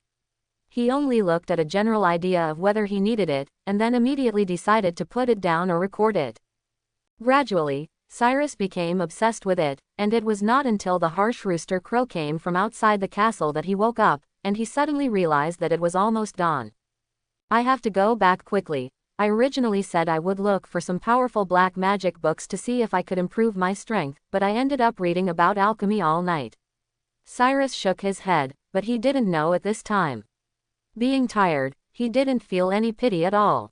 He just waited to return this body to Ginny and continued to slowly digest the knowledge in the memory space. Walking quickly in the corridors of Hogwarts, outside the castle, the sky is still dark, but the eastern sky has begun to slowly turn white. By the way, you have to kill the rooster as soon as possible. Before this, Cyrus had killed a rooster, but he did not dare to kill them all at once, otherwise it would be too weird. During these nights, Cyrus used Ginny's body to sneak into the Forbidden Book area from time to time.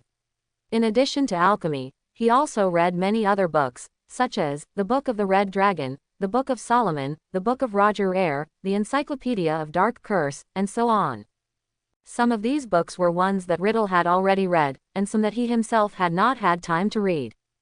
After all, Riddle's time at Hogwarts was too short, and there was a limit to what he could see. So focus most of your energy on black magic. But it's not just black magic books that have terrifying powers. There are also some magics that are not black magic, but because they are very dangerous, they are also placed in the restricted area. For example, Sellers is still reading Theory and Experiment of Fantasy Magus Transformation, The Birth of the Five-Legged Monster, these days. Although magical animals have been enslaved, the magical power in their bodies is very powerful. If I can realize the transformation of the magical animal Gus, my strength will be greatly improved. Cyrus closed the book and put his consciousness back to the depths of memory. Ah, Ginny yawned sleepily. She felt that her head was 10 times heavier than the quaffle. Good morning, Ginny, are you okay? Colin, who was holding the camera, saw her at a glance and came over to say hello.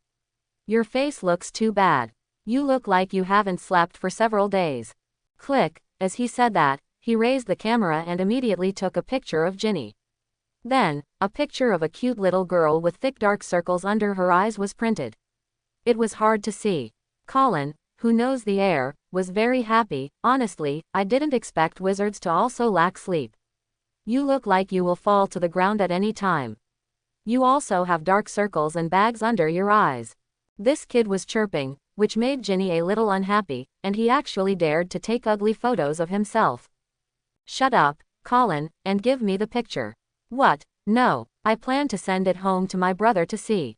He yearns for Hogwarts very much. Colin showed his teeth, smiled first, and then said worriedly, do you want to go? Take a break. You look so bad, I'm worried you'll die in my camera. Ginny, you're done, kid. Although she was going crazy with anger, her physical exhaustion made Ginny too lazy to argue with him. She just asked listlessly, what's the class today? There is no class today. I think you really need to rest. Did you forget that today is the Quidditch match? Gryffindor versus Slytherin, he said immediately. I plan to sneak onto the field after a while. Then take a picture of the moment Harry won the game. By the way, how is your relationship with Harry? Your brother and he are good friends, right?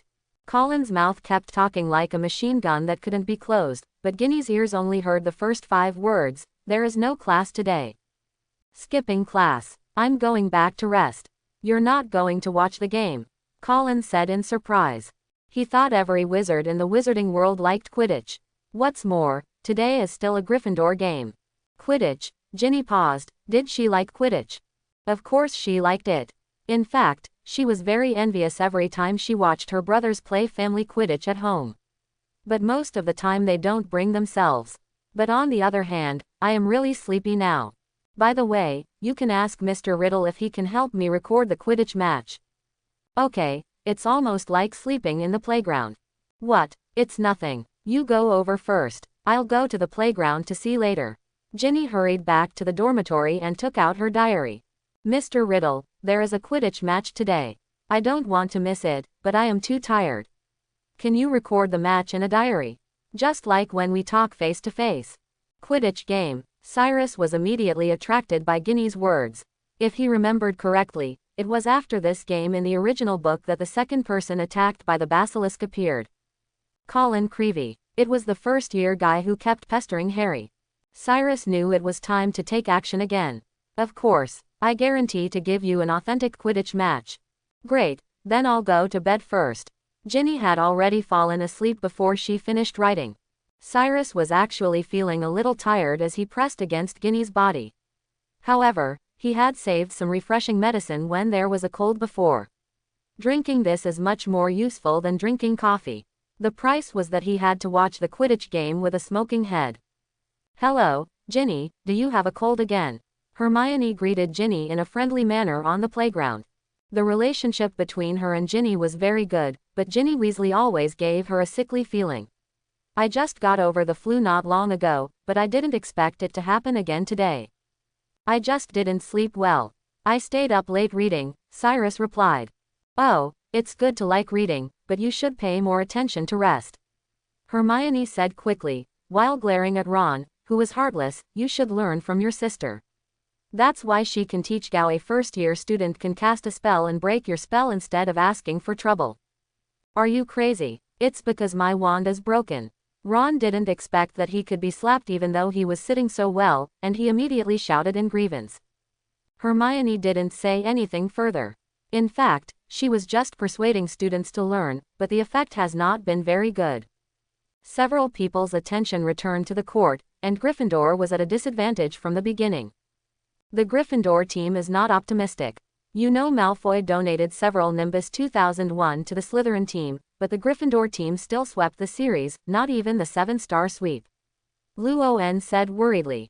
Even Harry's Nimbus 2000 is a notch behind Malfoy's broom. Those black, smooth broom handles, like a handsome and attractive sports car, caught Ron's attention. The weather was very dull, and after a while, it started to rain. And now, the score on the court is 0-60.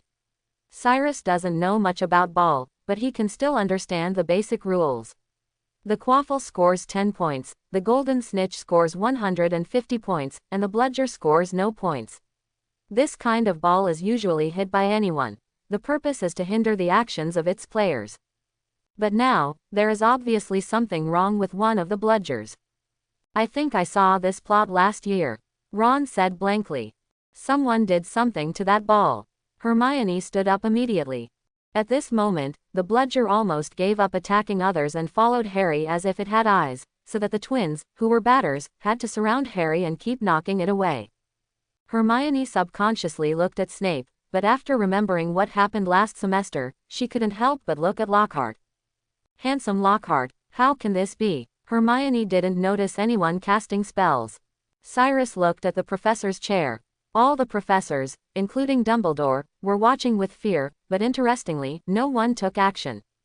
Now, I am afraid that anyone can see that something is wrong with the Bludger, but the professors are like idiots and remain unmoved. Don't they all do something? Cyrus couldn't help but ask. Ron's face didn't look good, but he still explained, of course they can't. You know, you will always encounter some unusual things in official Quidditch matches. If you interfere in everything, the game will be ruined. It can't go on. I think unless someone's life is really in danger, no one will intervene. But what about Harry and the others? No one asked to check the Bludgers. Of course not. What if there is no problem with the Bludgers? Then they will be disqualified from the competition. Before the game started, Wood even told Harry, either catch the Golden Snitch or die on the field.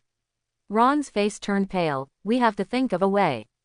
I can't find who is casting the spell, Hermione said anxiously. Cyrus knew who was doing the trick, but he had no intention of doing anything. His eyes stayed on another seat in the playground. As the big sponsor of the Slytherin team, Lucius Malfoy naturally came to the scene. On the one hand, he wanted to watch his son's game, and on the other hand, he also wanted to take a look. Is the diary left by the Dark Lord really capable of opening the secret room? The question is, will Lucius Malfoy act the same as in the original book this time? When Riddle was controlling Ginny, did he have any secret contact with Lucius? Did he find the right time to drive Dumbledore away? Cyrus immediately realized that the plan he had in mind might not be so easy to implement. At this time, Lucius Malfoy was watching Draco's game wholeheartedly. Although he was usually extremely strict with Draco and did not show any pretense, in fact, he did not love his children any more than Weasley. There are few families. But he must be Malfoy first. Must, Malfoy first. Cyrus read this sentence silently, already having a plan in his mind. But regardless of whether Riddle has contacted Lucius or not, at least for now, he plans to do so. With the name Malfoy, he did not dare to have any objections to his orders. Of course, not now. Oh, suddenly, huge and enthusiastic cheers woke him up. He saw the Gryffindors jumping up from their seats one by one. Hermione and Ron did not hesitate to pull him into the crowded crowd and jump down to the playground. There were so many people swarming like them, especially when Harry won the game in an almost tragic gesture. He became a hero to all Gryffindor. Cyrus only saw him falling to the ground, as if he was about to pass out. Worst of all, his arm was almost twisted into a knot. Is he okay? It's hard to say. That crazy bludger hit his right hand. I think it was probably broken at that time. As a result, he crashed directly into Malfoy and stunned Malfoy. Ron said quickly. Later, he caught the golden snitch first, but his arm was injured even more. 3 people gathered around Harry. At this time, a bright and cheerful voice came from outside the crowded crowd. Give way. Let me see him. Lockhart pushed through the crowd and squeezed in. He said confidently with his unique smile, broken hand. Leave it to me. I have almost encountered this situation. Hundreds of times. Hermione quickly made room for him. But Harry didn't trust him that much. No, it could even be said to be fearful. As soon as he heard Lockhart's voice, he was awakened from his coma and weakly refused. Oh, no, I don't want you. The voice was both resistant and fearful. I don't know what he's talking about, Lockhart said loudly to the anxious Gryffindor students gathered around him. Don't worry, Harry, I'm just going to fix your arm. No, Harry said, just leave it like this, thank you. At this time, war reporter Colin also came in to get involved, and once again used his camera to capture Harry's embarrassing scene. Therefore, it is really not unjust for this kid to be petrified. Lie back, Harry, Lockhart reassured him. It's a simple spell I've used countless times. Why can't I just go to the campus hospital? Harry gritted his teeth and looked at Cyrus, even if Ginny comes. He remembered that Ginny easily broke Ron's curse. In comparison, she was much more reliable than Lockhart. In fact, of course Cyrus could easily cure Harry, but if he didn't let Lockhart, the master of medical skills, show his talents, how could he petrify Colin, who was going to visit Harry in the hospital? He really should go to the hospital, said the mud-covered Wood, who couldn't suppress the smile on his face even though his seeker was injured. That was a great catch, Harry. It was brilliant. Wow, I've never seen you do so beautifully. Harry looked through the dense crowd of legs around him and saw brothers Fred and George Weasley desperately trying to press the out-of-control bludger into the box. The bludger still struggled ferociously. Stand back, Lockhart said, rolling up his emerald green sleeves. Don't, Harry said weakly, but Lockhart was already twirling his wand. After a second, he pointed his wand at Harry's arm. A strange, deeply uncomfortable feeling ran like lightning from Harry's shoulders to the tips of his fingers. It was as if his arms were being drained. He didn't dare to see what was going on, so he closed his eyes and turned his face to one side. But as people around him gasped and Colin Creevey was busy snapping photos again, he found that his worst fears had come true. His arm didn't hurt anymore, but it didn't feel like it at all. One arm. Ha, Lockhart said in a panic. Yes, sometimes this happens. But the key is that he is no longer in pain. This must be remembered. Okay, Harry, take a stroll to the hospital. Ah, Mr. Weasley, Miss Granger, can you go with him? And Miss Pomfrey can, fix it up for you again. Harry stood up, feeling his body tilt oddly to one side. He took a deep breath and looked down at the right side of his body. The sight before him almost caused him to faint again. What protruded from his sleeve looked like a thick, flesh-colored rubber glove. He tried moving his fingers, but there was no response. Lockhart failed to connect Harry's bones. He removed all the bones. Lockhart, just tell me if it still hurts. Madame Pomfrey glared at him. I'm very happy that you came to the campus hospital, but I'm very unhappy that you didn't come to me directly. She held up the poor, lifeless thing, which was as soft as Harry's other half-developed arm. I can reattach the bones in a second, but to make them grow back. Never again, Cyrus asked. It can't be hard again. I mean, bones. What else could it be? Ron didn't quite understand. Of course I will let it grow out, but it will be very painful. He will have to spend the night here, Madame Pomfrey said with a straight face, throwing Harry a set of pajamas and giving Cyrus a hard look. You little girl, what are you thinking in your head? The curtains around Harry's bed were closed, Ron helped him change into his pajamas, and Hermione and Cyrus were waiting outside. Ron struggled to get the rubbery, boneless arm into the sleeve. How can you protect Lockhart now, Hermione? Ron said loudly through the curtain while pulling Harry's limp fingers out of the cuffs one by one. If Harry wants to take the bone drop it, he will bring it up himself. Everyone makes mistakes, said Hermione. And your arm doesn't hurt now, does it, Harry? It really doesn't hurt anymore. Even Cyrus looked at Hermione with a ridiculous expression. It goes without saying what the first victim Harry's expression was now. Hermione, you should be more sensible and think about it. Well, if Madame Pomfrey couldn't help it, Harry's right hand would be useless. Lockhart almost made him permanently disabled. He has no ability at all. He should not have done anything uncertain from the beginning. Hermione was a little saddened by this, and then Madame Pomfrey walked into the curtain with a large bottle in her hand, labeled Bonuraith. The two of them followed. It's been a tough night, she said, pouring out a steaming mug and handing it to Harry. Growing bones is hard. Seeing Harry's sad look, Ron decided to say something else to change the subject. At least we won. Thanks to you for catching the golden snitch. That look on Malfoy's face. He looked like he wanted to kill someone. I really want to know what he did to that bludger, Hermione said angrily. They had already blamed Malfoy for the bludger problem. We can also write this question on the list and ask him together after we drink the polyjuice potion. I hope the polyjuice potion tastes better than this. Harry's words became quieter and quieter. Before Min and Ron realized something was wrong, they saw Harry's eyes seeming to be fixed on Cyrus. Compound potion. Cyrus expressed his doubts at the right time. Now, they also realize something is wrong. Harry, you spilled the beans. Hermione covered his mouth with a pillow like crazy. Ron quickly stopped in front of Cyrus and said hurriedly, You heard wrong, Ginny, there is no compound potion. How can we refine the compound potion? That is a potion that even senior students cannot refine, let alone said that the secret recipe is still hidden in the forbidden area, and we need to go to Snape to steal the potion. This is impossible, and we can't find a place where we can concentrate on refining the potion without being disturbed. Ron, I want to remind you, you have told almost everything. Harry used his left hand to push open the pillow with difficulty.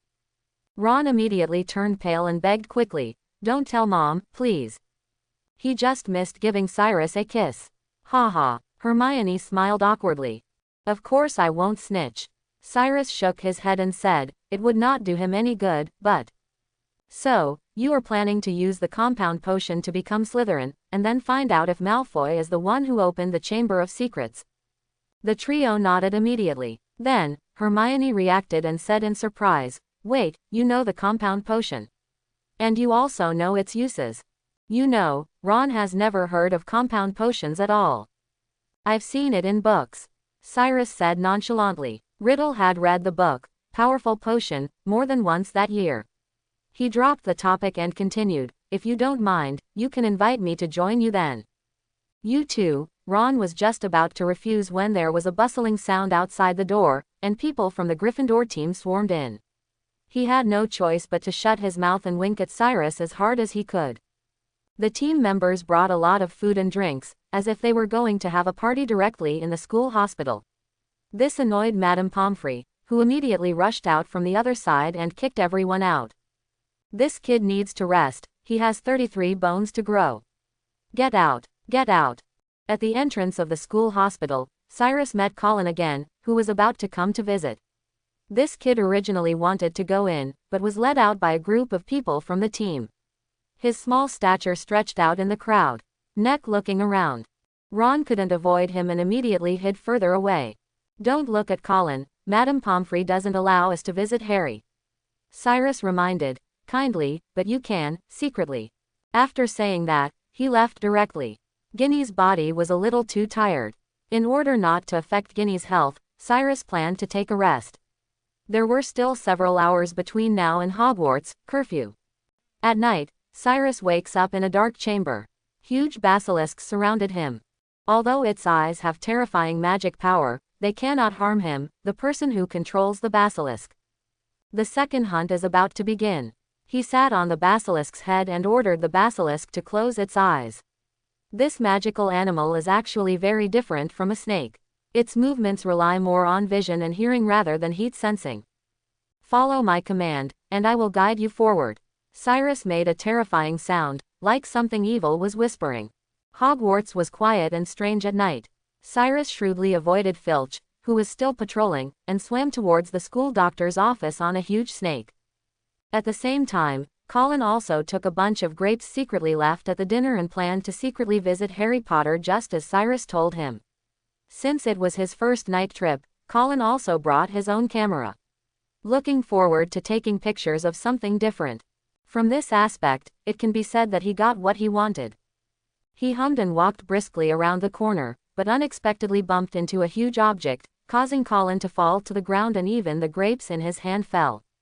What the hell? His voice soon became hoarse as he looked at her.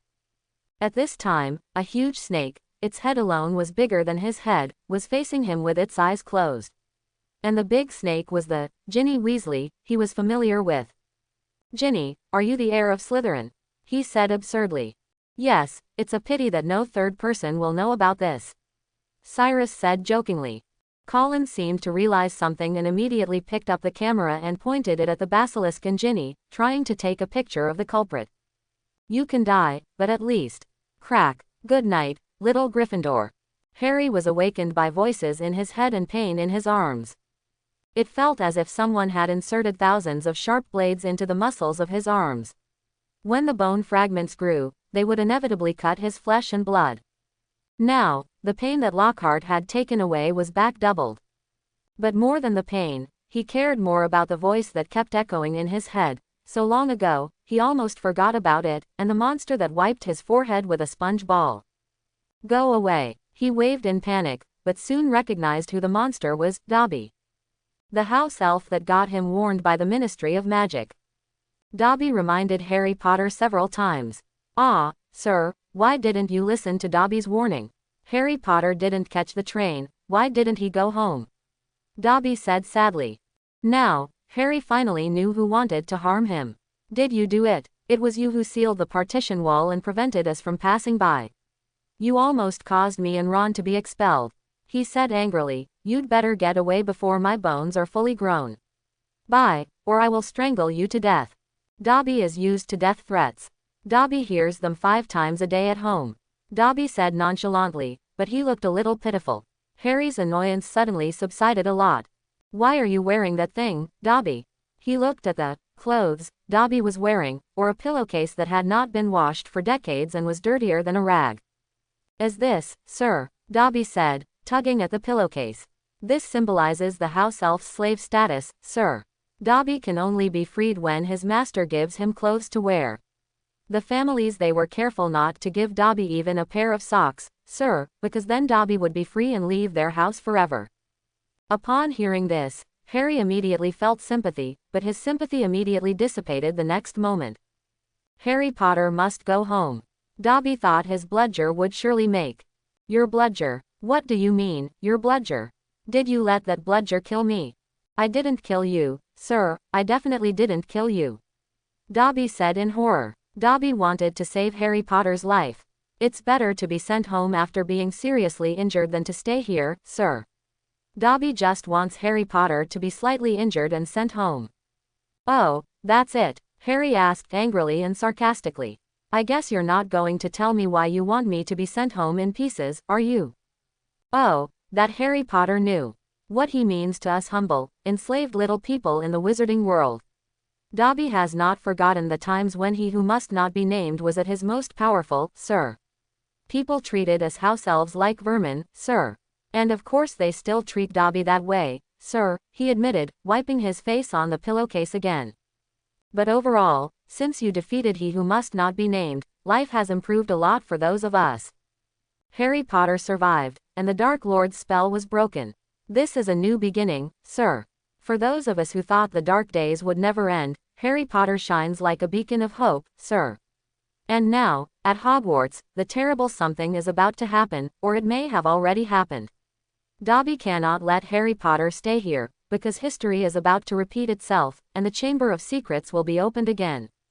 So, there really is a Chamber of Secrets? Harry asked quietly. And, you say it has been opened before. Tell me, Dobby. Ah, sir, stop asking, stop questioning poor Dobby. The elf stammered, his eyes as big as bells in the darkness. There is someone plotting here. When things happen, Harry Potter must not stay here. Go home, Harry Potter. Go home. Harry Potter must not get involved in this, sir, it's too dangerous. Who is that, Dobby? Who opened the Chamber of Secrets? Who opened it last time? Dobby can't say, sir, Dobby can't say, Dobby must not say. Screamed the elf. Go home, Harry Potter, go home. I'm not going anywhere, Harry said irritably. One of my best friends is Muggle-born. If the Chamber of Secrets is really opened, she will bear the brunt. Harry Potter is willing to risk his life for his friends. Dobby groaned sadly and happily. How noble, how brave, but he must protect himself, he must, Harry Potter must not. Dobby suddenly froze, his bat-like ears trembling. Harry heard it too. There were footsteps in the corridor outside. Dobby must go. The elf gasped, frightened. There was a loud crack, and Harry's fist suddenly loosened, leaving only air inside. He fell back on the bed, looking at the dark door of the ward, and the footsteps were getting closer and closer. Immediately afterwards, Dumbledore stepped back into the ward. He wore a long woolen dressing gown and a nightcap. He held one end of something sculptural in his hands. A second later, Professor McGonagall appeared, holding the thing's feet up.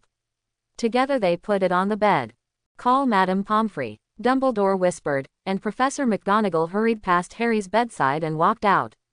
Harry lay still, pretending to be asleep.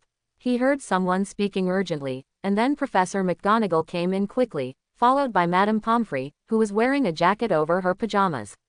Harry heard a gasp. What's going on? Madame Pomfrey asked Dumbledore in a low voice, leaning down to examine the statue. Another attack, said Dumbledore. McGonagall found him on the stairs. He also has a bunch of grapes with him, said Professor McGonagall. We guess he wants to sneak here to see Potter. Harry's stomach twitched violently. Slowly and carefully, he lifted himself a few inches so that he could see the statue on the bed. A ray of moonlight shone on the stunned face. It's Colin Creevey. His eyes were wide open and his hands were stretched out in front of his chest, holding up his camera. Petrified, Madame Pomfrey asked quietly. Yes, said Professor McGonagall, I shudder just thinking about it. If Albus hadn't happened to come downstairs with hot chocolate, who knows what would have happened. The three people looked at Colin intently.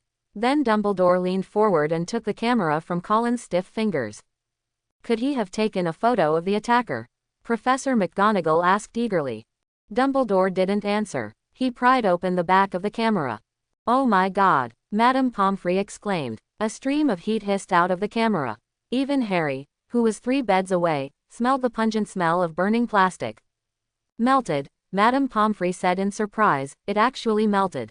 What does this mean, Albus? Professor McGonagall asked eagerly. This means, said Dumbledore, that the Chamber of Secrets has indeed been opened again. Madame Pomfrey covered her mouth with her hands. Professor McGonagall looked at Dumbledore blankly. But Albus, you must know, who? The question is not who, Dumbledore said, focusing on Colin. The question is, how? Harry could see the look on Professor McGonagall's face in the shadows and knew that, like him, she did not understand Dumbledore's words. How did Ginny Weasley open the Chamber of Secrets? She can't be the heir of Slytherin. After Dumbledore returned to the office, he began to think. While in the school doctor's office, McGonagall thought he might know who had opened the Chamber of Secrets. In fact, Dumbledore did know. He had suspected Draco Malfoy before due to Ginny's misleading, but after this attack by the time, someone had already revealed the identity of the real murderer. As the principal, he has too many insiders in the school. And this whistleblower isn't even a human being, but is it a portrait? Last night, just as Cyrus petrified Colin, Dumbledore arrived. He thought that even if Dumbledore had known Ginny's secret before, it would be impossible for him to control his every move, right? Dumbledore said that he happened to come downstairs to bring hot chocolate, but how could there be so many coincidences in this world? He quickly thought about where the problem lay. The portraits in the castle could not simply be regarded as decorations. They had their own thoughts and served Dumbledore. When Dumbledore wanted to know some clues in the castle when the time comes, just ask them, or they will take the initiative to report the news, and Dumbledore will know everything. But before that, Cyrus had always ignored this point. It can even be said that even Riddle ignored this point. When Tom Riddle released the Basilisk for the first time, he killed Myrtle without even leaving the bathroom. He usually let the Basilisk move in the pipes, so naturally there was no portrait to see him. When Cyrus made his first attack, he was also at the door of the bathroom, so he once again avoided the portrait's eyes. But when he attacked for the second time, he directly let the Basilisk wander in the corridor, which exposed his position. At least, the location of the secret room has not been exposed yet. Cyrus said to himself. Every time he went to the secret room, he would cast a disillusionment spell on himself just in case, and there were no portraits in the bathroom. Moreover, Cyrus didn't mind too much about Dumbledore knowing part of his information. It would be beneficial to him to make him think he has everything under control, Sellers thought.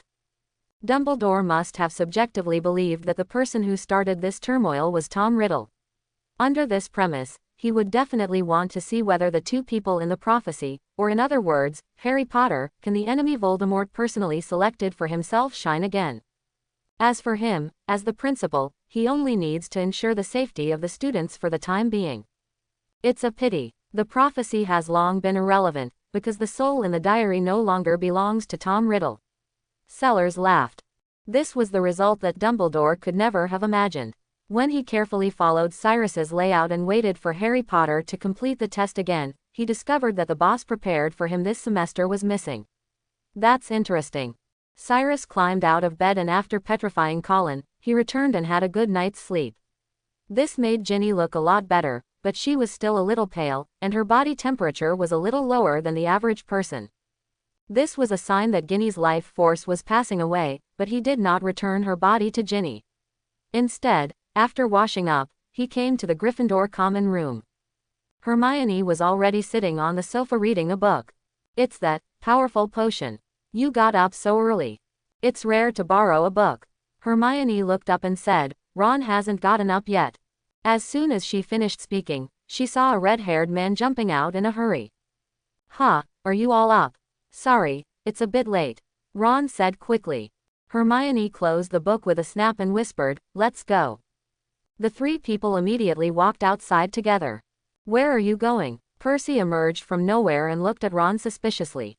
Going out for a walk, what's wrong? Ron responded not to be outdone.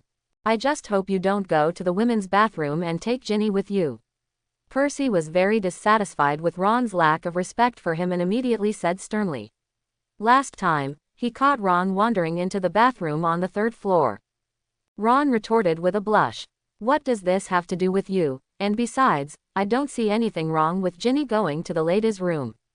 This left Percy speechless. 10 minutes later, in a cubicle of Myrtle's bathroom, Cyrus saw the compound potion with his own eyes for the first time.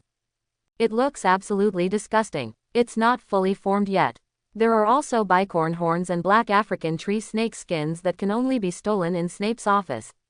Hermione stirred the thick, green stuff. It looked like crushed leaves mixed with black soil, while throwing the two-eared grass into the crucible. And we also need some hair or nails from Slytherin students. This is easy. After a while, Harry, who had grown bones all night, came out of the school hospital. He walked around in circles and didn't even think about the bathroom until he met Percy, so he rushed over immediately. He wasn't surprised to see Ginny here. After all, he was the one who leaked the news yesterday. So, he couldn't wait to tell what happened last night. Colin was petrified. He came to see me. Harry looked guilty. We already know, Hermione said. They just met Professor McGonagall on the way here and told Professor Flitwick about it. Although Ron didn't like Colin very much, he couldn't help but feel angry at this time. We'd better get Malfoy to confess as soon as possible. The sooner the better. He has been depressed since the Quidditch match. He is just venting his anger.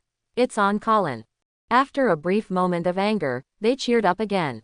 After all, Colin could still be saved. By the way, there's one more thing. Harry told Dobby's story again. This made them even more convinced that Malfoy was the murderer. Lucius Malfoy must have opened the Chamber of Secrets while he was at school here, and now he's teaching dear little Draco to do it. That's obvious. However, I do wish Dobby had told you what was inside. What kind of monster is this? I really don't understand. It's sneaking around in the school, how come no one notices it? Maybe it can make itself invisible, Hermione said, poking some leeches into the bottom of the cauldron, or it can disguise itself, turn into a piece of armor or something. I read about color changing in the book The Story of the Ghoul. Seeing this, Cyrus also helped and poured some dead lacewings on top of the leech. Harry then told what Dobby had done to him. So Dobby didn't let us get on the train and broke your arm. Ron shook his head. You know what, Harry? If he kept rescuing you, he would kill you. First Lockhart, then Dobby, you were really having a bad time. Cyrus also said. The news that Colin Creevey had been attacked and now lay dead in hospital spread only on Monday morning. So all of a sudden, all the little wizards in the school felt in danger and did not dare to act alone. During this time, without telling the teacher, everyone exchanged amulets, and other things to protect themselves. This practice soon became popular in the school, and Neville Longbottom bought a big smelly green onion, a pointed amethyst and a rotting salamander tail. The result was a lingering stench in the common room that even Cyrus couldn't stand. Neville, you don't need these things. You are a pureblood and will not be attacked. Cyrus fanned his nose, trying to let in fresh air. But he attacked Filch first. Everyone knows that I am almost a squib, he said in fear. Cyrus couldn't stand the smell, so he simply returned his body to Ginny and continued to study alchemy and magic in his diary. Well, hello, Mr. Riddle, is the Quidditch match over? Ginny asked drowsily. Hearing Ginny's question, Cyrus remembered that he hadn't returned his body to Ginny in the past few days, but fortunately, he had memorized all the scenes of the Quidditch match, although his mind was distracted. Yes, but my eyes didn't miss any details. It's been over 2 days, Ginny. Today is Monday. Cyrus said seriously. It's Monday. Ginny was stunned. She didn't expect that Mr. Riddle would use her body for so long this time. Did something happen, Mr. Riddle? Colin Creevey was attacked. Sellers tried to make his expression more serious. Colin. Ginny's eyes widened and she looked very uneasy. She was sitting at the same table with Colin Creevey in Charm's class, and the two of them were good friends who could communicate together. But now, Colin was attacked. Yes, this is all my fault. When the cat was killed before, I thought it was a prank and didn't pay much attention to it. Moreover, it was me who suggested that he sneak out to see Harry at night. If not for this, he won't be killed. Cyrus said in a tone of responsibility. The Chamber of Secrets has been opened again. I want to find out who is the murderer, so I plan to break into Slytherin with Harry and the others to see if they can find a clue. It's not your fault, Mr. Riddle, Ginny said forcefully. Who knows how crazy that Slytherin heir is? If not Colin, it will be someone else. His purpose is to get rid of muggles. He also told Ginny about the compound potion to prevent the secret from being exposed. Sorry, Ginny, I may have to borrow your body a lot during this time. It doesn't matter, Mr. Riddle. It would be great if we could find the heir of Slytherin sooner.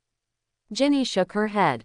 Ginny could completely understand Mr. Riddle's self-blame at this time, so she agreed to Cyrus' request without hesitation. And she had almost forgotten about Quidditch. So in the following period, Ginny had less time to wake up to consciousness. In December, it began to snow heavily at Hogwarts. Professor McGonagall brought a large stack of forms and asked those who planned to stay in school to fill out applications. Malfoy is going to stay at school for Christmas, Harry said in surprise. This is so suspicious. But the compound potion hasn't been brewed yet, Hermione said urgently. We must steal the potion in potions class this Thursday, otherwise we won't be able to make it in time. It's best to make a fool of yourself. Both Harry and Ron looked ugly. If they were asked to steal the potion, Harry would rather confront Voldemort. I'll steal it. Cyrus took the initiative to take on the job. You create some chaos in class, and I'll sneak in. What? No, I can't let you get fired. Ron said with a look of death. I'd better go. Hermione quickly refused. I can go because I have no criminal record. It's hard for Snape not to notice that there is one less student in the class, isn't it? Cyrus asked rhetorically. But Snape's office is at the back of the classroom. How could you sneak in while we were in class?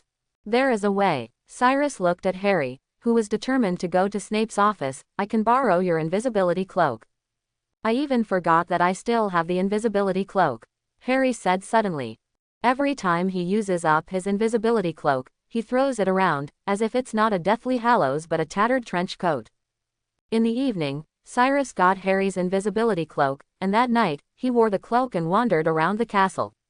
What's so special about the legendary Deathly Hallows? In his opinion, the magic power of this invisibility cloak is no more powerful than a perfect illusion spell. Compared with the invincible Elder Wand and the Resurrection Stone that can resurrect the dead, it is indeed a bit mediocre. If you can't hide from Moody's evil eye, how can you hide from the Eye of Death? Or, the legend is just a legend. As Dumbledore said, the three Peverell brothers were just very powerful and dangerous wizards who successfully created these extremely powerful artifacts. The story of the Deathly Hallows is just that. It's like some sort of legend that has arisen around these inventions. This possibility is indeed greater. Since Nico Flamel can create a magic stone that can turn any stone into gold and achieve immortality, it is not so difficult to accept that the three brothers can create a resurrection stone that can bring people back to life. The power of the Elder Wand and the curse also seem to be closely related. But regardless of whether the legend of the Deathly Hallows is true or false, the three artifacts do have their own special features. Cyrus stroked his cold cloak and slowly reached the 8th floor. I need a room where I can study magic items. I need a room where I can study magic items. I need a room where I can study magic items. When he said these words in his mind and turned around under the portrait of the troll for the third time, a door appeared on the blank wall. Cyrus took off his cloak, opened the door and walked in. The door disappeared immediately. This is a room that is somewhat similar to the potions classroom, but not exactly the same. In addition to various crucibles, there are also many mechanical artifacts, or artifacts that look like mechanical artifacts. In fact, they are all products of alchemy. In the magical world, alchemy and potions are not completely independent, but an intersection. The original goal of the development of alchemy was to transform base metals into precious metals, especially gold. Different research was later developed, such as creating panacea, finding the Philosopher's Stone, and creating artificial humans. To this day, the only person who has achieved the goal of turning stone into gold and immortality in this field is Nico Flamel. However, in the course of its development, various magical props have appeared, such as pensieves, time turners, vanishing cabinets, etc. Although these props have nothing to do with the three ultimate goals of alchemy, they still have very magical effects. Cyrus used a spell to spread the invisibility cloak. He had read a lot of alchemy books carefully these days, and it was not difficult to discover what was unusual about this cloak. First of all, the material is completely different from ordinary cloaks. Ordinary invisibility cloaks are made of the fur of the invisible beast, a silver magical animal similar to an ape, but the cloak in Cyrus's hand feels much colder to the touch. The invisible beast is the only magical animal that can be invisible. Its ability represents 0 in the runes. If the material of this cloak is not the hair of the invisible beast, what else could it be? Cyrus raised his wand, and the tip of the wand emitted a faint light. The light shone on the transparent cloak, immediately reflecting the texture of the cloak. The texture contains countless runes. Cyrus clearly saw Tewaz and Aljas, the former meaning immortality and the latter heralding protection. In ancient times, it was very common for runes to be used in alchemical products. These words had great magical power, but they could not be released through spells. Engraving them on magic artifacts can bring out the power of these words even more. But another problem is that runes are obscure and difficult to understand. This is not just a foreign language. In fact, even if most people understand the meaning of the words, they may not be able to resonate with the words and absorb the magic in the words. Inspire. Nowadays, rune writing has become a subject similar to translation, as if it has no other use except for archaeology. There is indeed a powerful disembodiment spell hidden within this cloak. The powerful spell and the immortal material may be the combination that makes this cloak's magic never fade away. Cyrus speculated that the Elder Wand had a similar effect. The material of the Elder Wand is elderberry and thestral hair. Although the number of elderberries is small, you can still find it if you really look for it. But Grigovich continued to imitate the old curse, but never created any wand that could rival it. Cyrus speculates that the secret to the Elder Wand's power may lie in its curse itself. Both Dumbledore and Harry believed that the power of the Elder Wand would be destroyed upon the normal death of the original wielder. This is because the curse of the wand has been broken, so the legendary wand will become as ordinary as an ordinary wand. Then Cyrus lowered his cloak. He couldn't have the cloak for too long. In just a few days, it was impossible to completely decipher the mystery of the cloak. In contrast, it is more important to study how to make the magic stone. Opening Nico's manual, ignoring the dreams and revelations, Cyrus saw this passage. The Philosopher's Stone is the oldest and most mysterious or least known, the most incomprehensible in nature, blessed and sacred. It is the mystery of mysteries.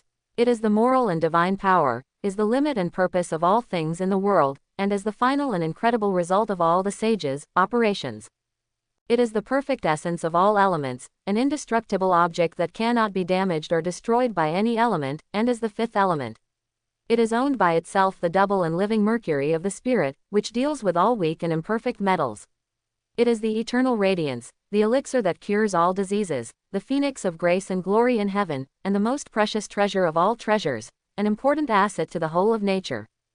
The refining materials of the magic stone are mercury, sulfur, and salt. It must be refined with the four elements, heat, cold, dryness, and moisture, to break the internal and external elements of matter. Cyrus poured mercury into the crucible and lit a flame. Fire represents heat and dryness, water represents coldness and moisture. While constantly stirring the crucible, his magic power flowed into the mercury. Then, he poured in sulfur, salt blocks, and earth. The earth is hot and moist. The contents in the crucible began to boil, and the color slowly turned red.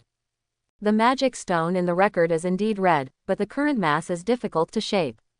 The flames continue to burn, the water in the crucible is boiled, and the cold and moisture are driven away, until finally, only a little bit of red is left in the crucible, of powder. Cyrus twisted them with his fingers, feeling no breath of life in them. Failed. He was not discouraged and continued to look through Nico's notes.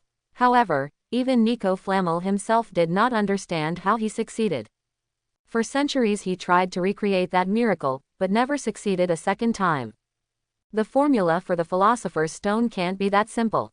I'm afraid Nico's manuscript won't be of much help, Cyrus thought. Nico Flamel must have had some unforeseen accidents and coincidences during the process of refining the Philosopher's Stone, and this coincidence was something that he himself did not notice. In the magical world, sometimes even a gust of wind or a ray of sunshine may affect the results of alchemy or potions. Sometimes even sound is a critical factor. For example, when practicing animagus, you need the dew that cannot see the sun, and you need the first thunder in the storm as a revelation.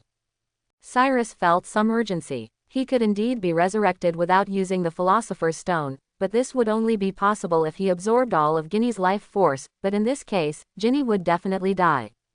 But he had already regarded Ginny as his friend, and he couldn't do such a thing to harm his friend's life for his own resurrection. If it really doesn't work, we can only absorb part of the life before leaving. Single quote. If he cannot successfully refine the Philosopher's Stone by the end of this school year, he will have no choice but to leave Hogwarts in the same state as in the movie. No, it may even be worse than the state in the original work. In the original book, Ginny's state is still too dangerous, and it can almost be said that her life is hanging by a thread. Maybe I need to change my host. Cyrus put away the cauldron.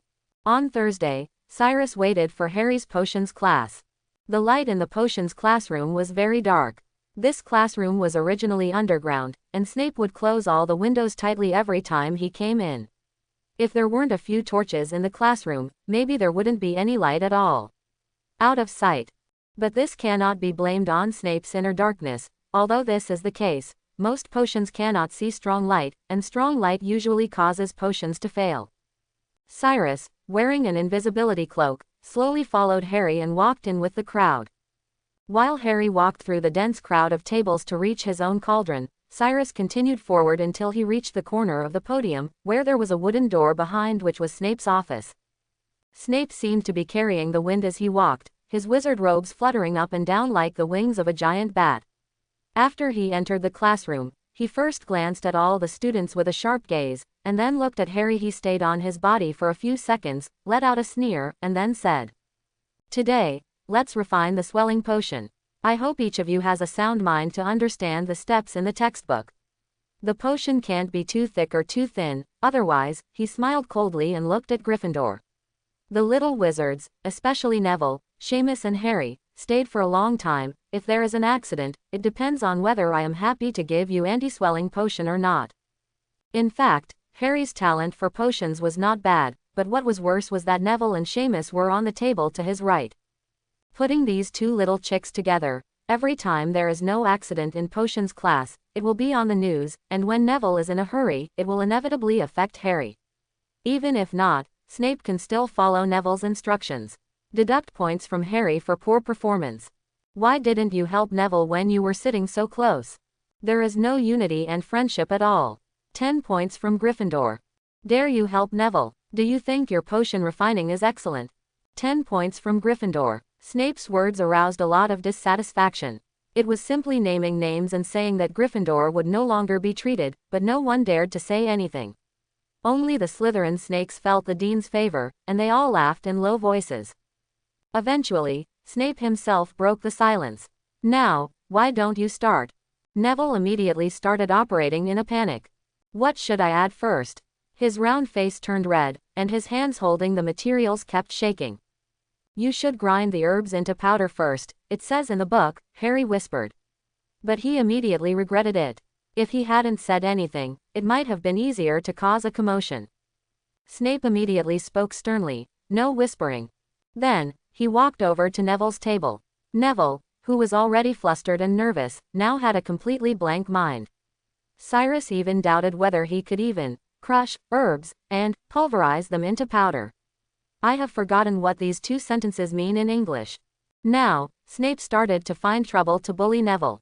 Cyrus simply picked up his wand and fired a spark into Crabbe's cauldron.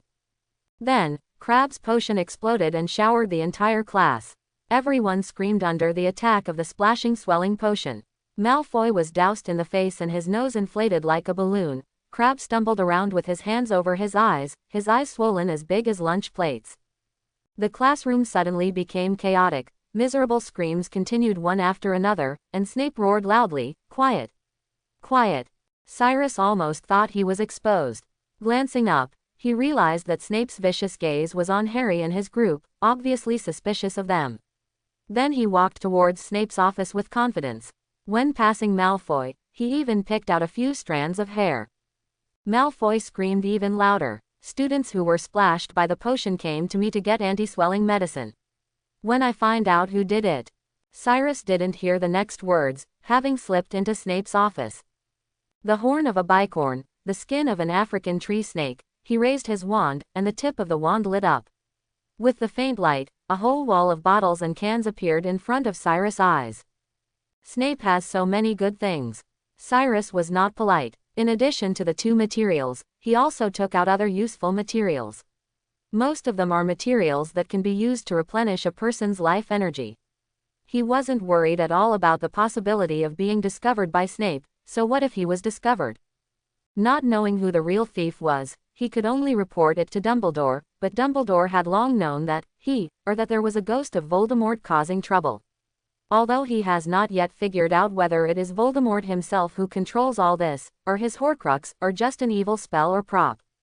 But no matter what, he chose to wait and see, choosing the fateful enemy hand-picked by Voldemort himself to fight against.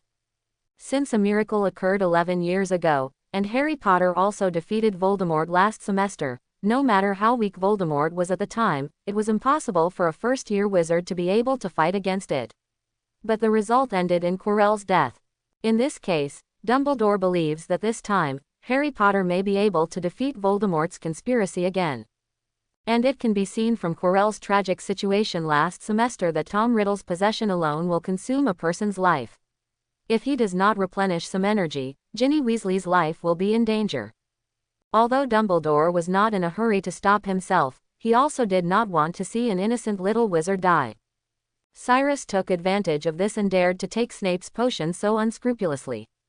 When he put the potion away and quietly slipped out of the office, Snape had applied anti-swelling potion to all the students injured by the swelling potion. At this time, he was standing in front of Crabbe's cauldron, bowed his head and pondered. HMPH, a weak spark, his dark eyes swept across all the little wizards, and finally stopped on Harry and the others. What a clever little trick. Using magic spells will be your downfall. Harry Potter, why don't you take out your wand and let me check what spells you've cast? Snape's annoying eyes seemed to want to penetrate Harry from head to toe, which made Harry feel very disgusted. Asking for a wand, it seemed that Snape was planning to use the pre-flashback spell to see what magic Harry had used. Cyrus thought and then laughed again. It's a good idea, but it's a pity that you got the wrong person, Snape. Single quote. Cyrus put on his cloak and walked out. At this time, Snape had already snatched Harry's wand and cast the flashback spell. The tip of the holly wand burst out with the shadow of a spell. It was not a red spark, but an expansion spell. Sir, this is the Protestant spell taught by Flitwick in our last lesson. Harry looked at Snape stubbornly. Snape looked silently at the green eyes under his lenses, miraculously not pursuing the matter further. Instead, he changed the topic. Really? It seems that our Mr. Special seems to think that with the expansion curse, there is no need to learn how to prepare an expansion potion.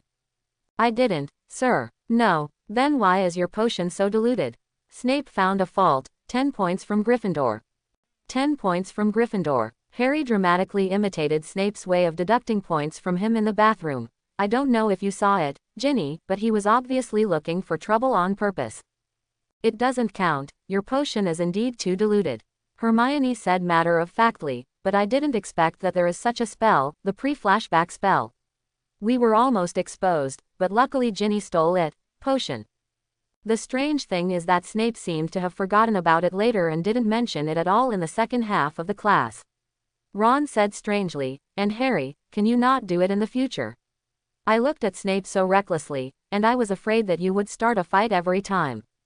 Or kiss. Ron didn't say this half of the sentence. Wait, Ron, what did you just say? Cyrus felt as if a needle had been stabbed in his head. Have Harry been looking at Snape? Yes, what's wrong? Harry said disapprovingly. Although he can deduct points from me, I don't want to give in. If he wants to deduct points, just deduct them. I don't want him to think that I am cowardly. This will only make him happier. You are wrong, Harry. If you don't look at him, Snape will definitely find a place to secretly drop the pearl. Cyrus said jokingly. But that's actually not the point is looking at each other. Everyone knew that Snape was a master of occlumency. Even Voldemort couldn't see the flaws in his occlumency. It would be a different matter if Voldemort picked up the wand and was determined to know Snape's thoughts. But in this case, Snape would probably become an idiot, and occlumency actually appeared to prevent legilimency. A master of occlumency cannot be too bad at legilimency. The moment Harry and Snape looked at each other, I was afraid that Snape had learned all the secrets. As for the flashback curse and his bad attitude, it was just Snape acting. It was he who didn't want people to know, or in other words, didn't want to admit that he was protecting James Potter's son. What made Cyrus feel a little irritated was that now Snape probably knew that Ginny was also involved. When he was operating in Hogwarts, he had another spy that he needed to pay attention to. But this is a bit helpless. After all, I didn't grow up in the wizarding world, so I'm not that sensitive to magic. Cyrus felt a little annoyed and just hoped nothing would happen.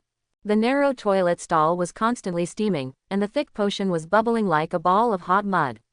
Hermione processed the potion ingredients with difficulty and poured the powdered snake skin and a small piece of horn into it. That's it, it will probably take more than a week. Let's go out first, my neck is almost stiff. I don't know why you two are still crowded here if you can't help. She complained. On the other side, Snape returned to his classroom in silence. The horn of the bicorn and the skin of the African tree snake. Are you going to make a compound potion? If you can really make it, I will give you a few compliments. The corners of his mouth were slightly twitched, and it looked like his cheeks were twitching. It flashed away like a tendon. It's a pity that Harry didn't inherit Lily's potion talent. As expected, the compound potion should have been brewed by the know-it-all lady.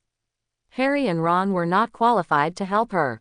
That first year Ginny Weasley is quite talented. But Snape didn't like Hermione's rigid dogma. No creativity. There is indeed a big gap between Hermione's potion skills and Snape's, which can be seen from the Half-Blood Prince season. After Harry got Snape's old notebook, he immediately took away Hermione's limelight in potions class and became the first place. Maybe both of them are 100 points, but Hermione can get 100 points because her level is 100 points, but Snape can get 100 points because the upper limit is only 100 points. He did not intend to pursue the matter of Harry and others stealing the potion to refine the compound potion. Now, Dumbledore personally admitted that the Chamber of Secrets had been opened, and it was not a bad thing to let these boys mess with it, but how dare she steal my fire dragon blood? It cost 17 sequos to buy an ounce. Snape gritted his teeth and looked at a huge container placed on the wall cabinet. Only a little bit of the blood-red liquid was left in it, which meant that at least a thief had stolen it. He lost 120 galleons in dragon blood alone. And it wasn't just the dragon's blood that he stole. 3 drops of phoenix tears. I shamelessly asked for these from Dumbledore. All the venom of rune snakes. I'm not sad about this. After all, I raised a nest of snakes that can extract the venom at any time, but how dare you take away my snakes too? Snap felt as if his chest was exploding. The boxes where he originally kept snakes were now empty, and even a few newly bred snake eggs had been taken away by Cyrus. A pinch of Chimera's mane. Snape pinched his own philtrum to prevent himself from passing out. As a XXXXX dangerous Chimera beast, there is only one record of being killed by a wizard so far. Therefore, the magic materials of this magical animal are very difficult to obtain and can be said to be priceless. Then, he counted the stolen materials one by one. Till the end. A big bottle of morning dew. It's quite cheap. You can get it anywhere. He seemed crazy, his chest heaving violently, but he smiled, and his voice sounded like he was biting a piece of iron. But for this jar of morning dew, I bent down to collect leaf by leaf in the Forbidden Forest, and almost broke my spine. Snape passed out. I always felt that Snape wouldn't give up easily. Now I just hope he doesn't find out that we stole his things. By the way, you didn't secretly take more, did you? Ron looked at Cyrus alertly. Cyrus took out a few snake eggs from his sleeves, put them on the wand and roasted them, then tilted his head and thought for a while. No, don't worry so much, I'll treat you to baked eggs. Ron cracked one open without hesitation, and the scent of snake eggs immediately spread. Fragrant. I hope everyone will support it and subscribe more.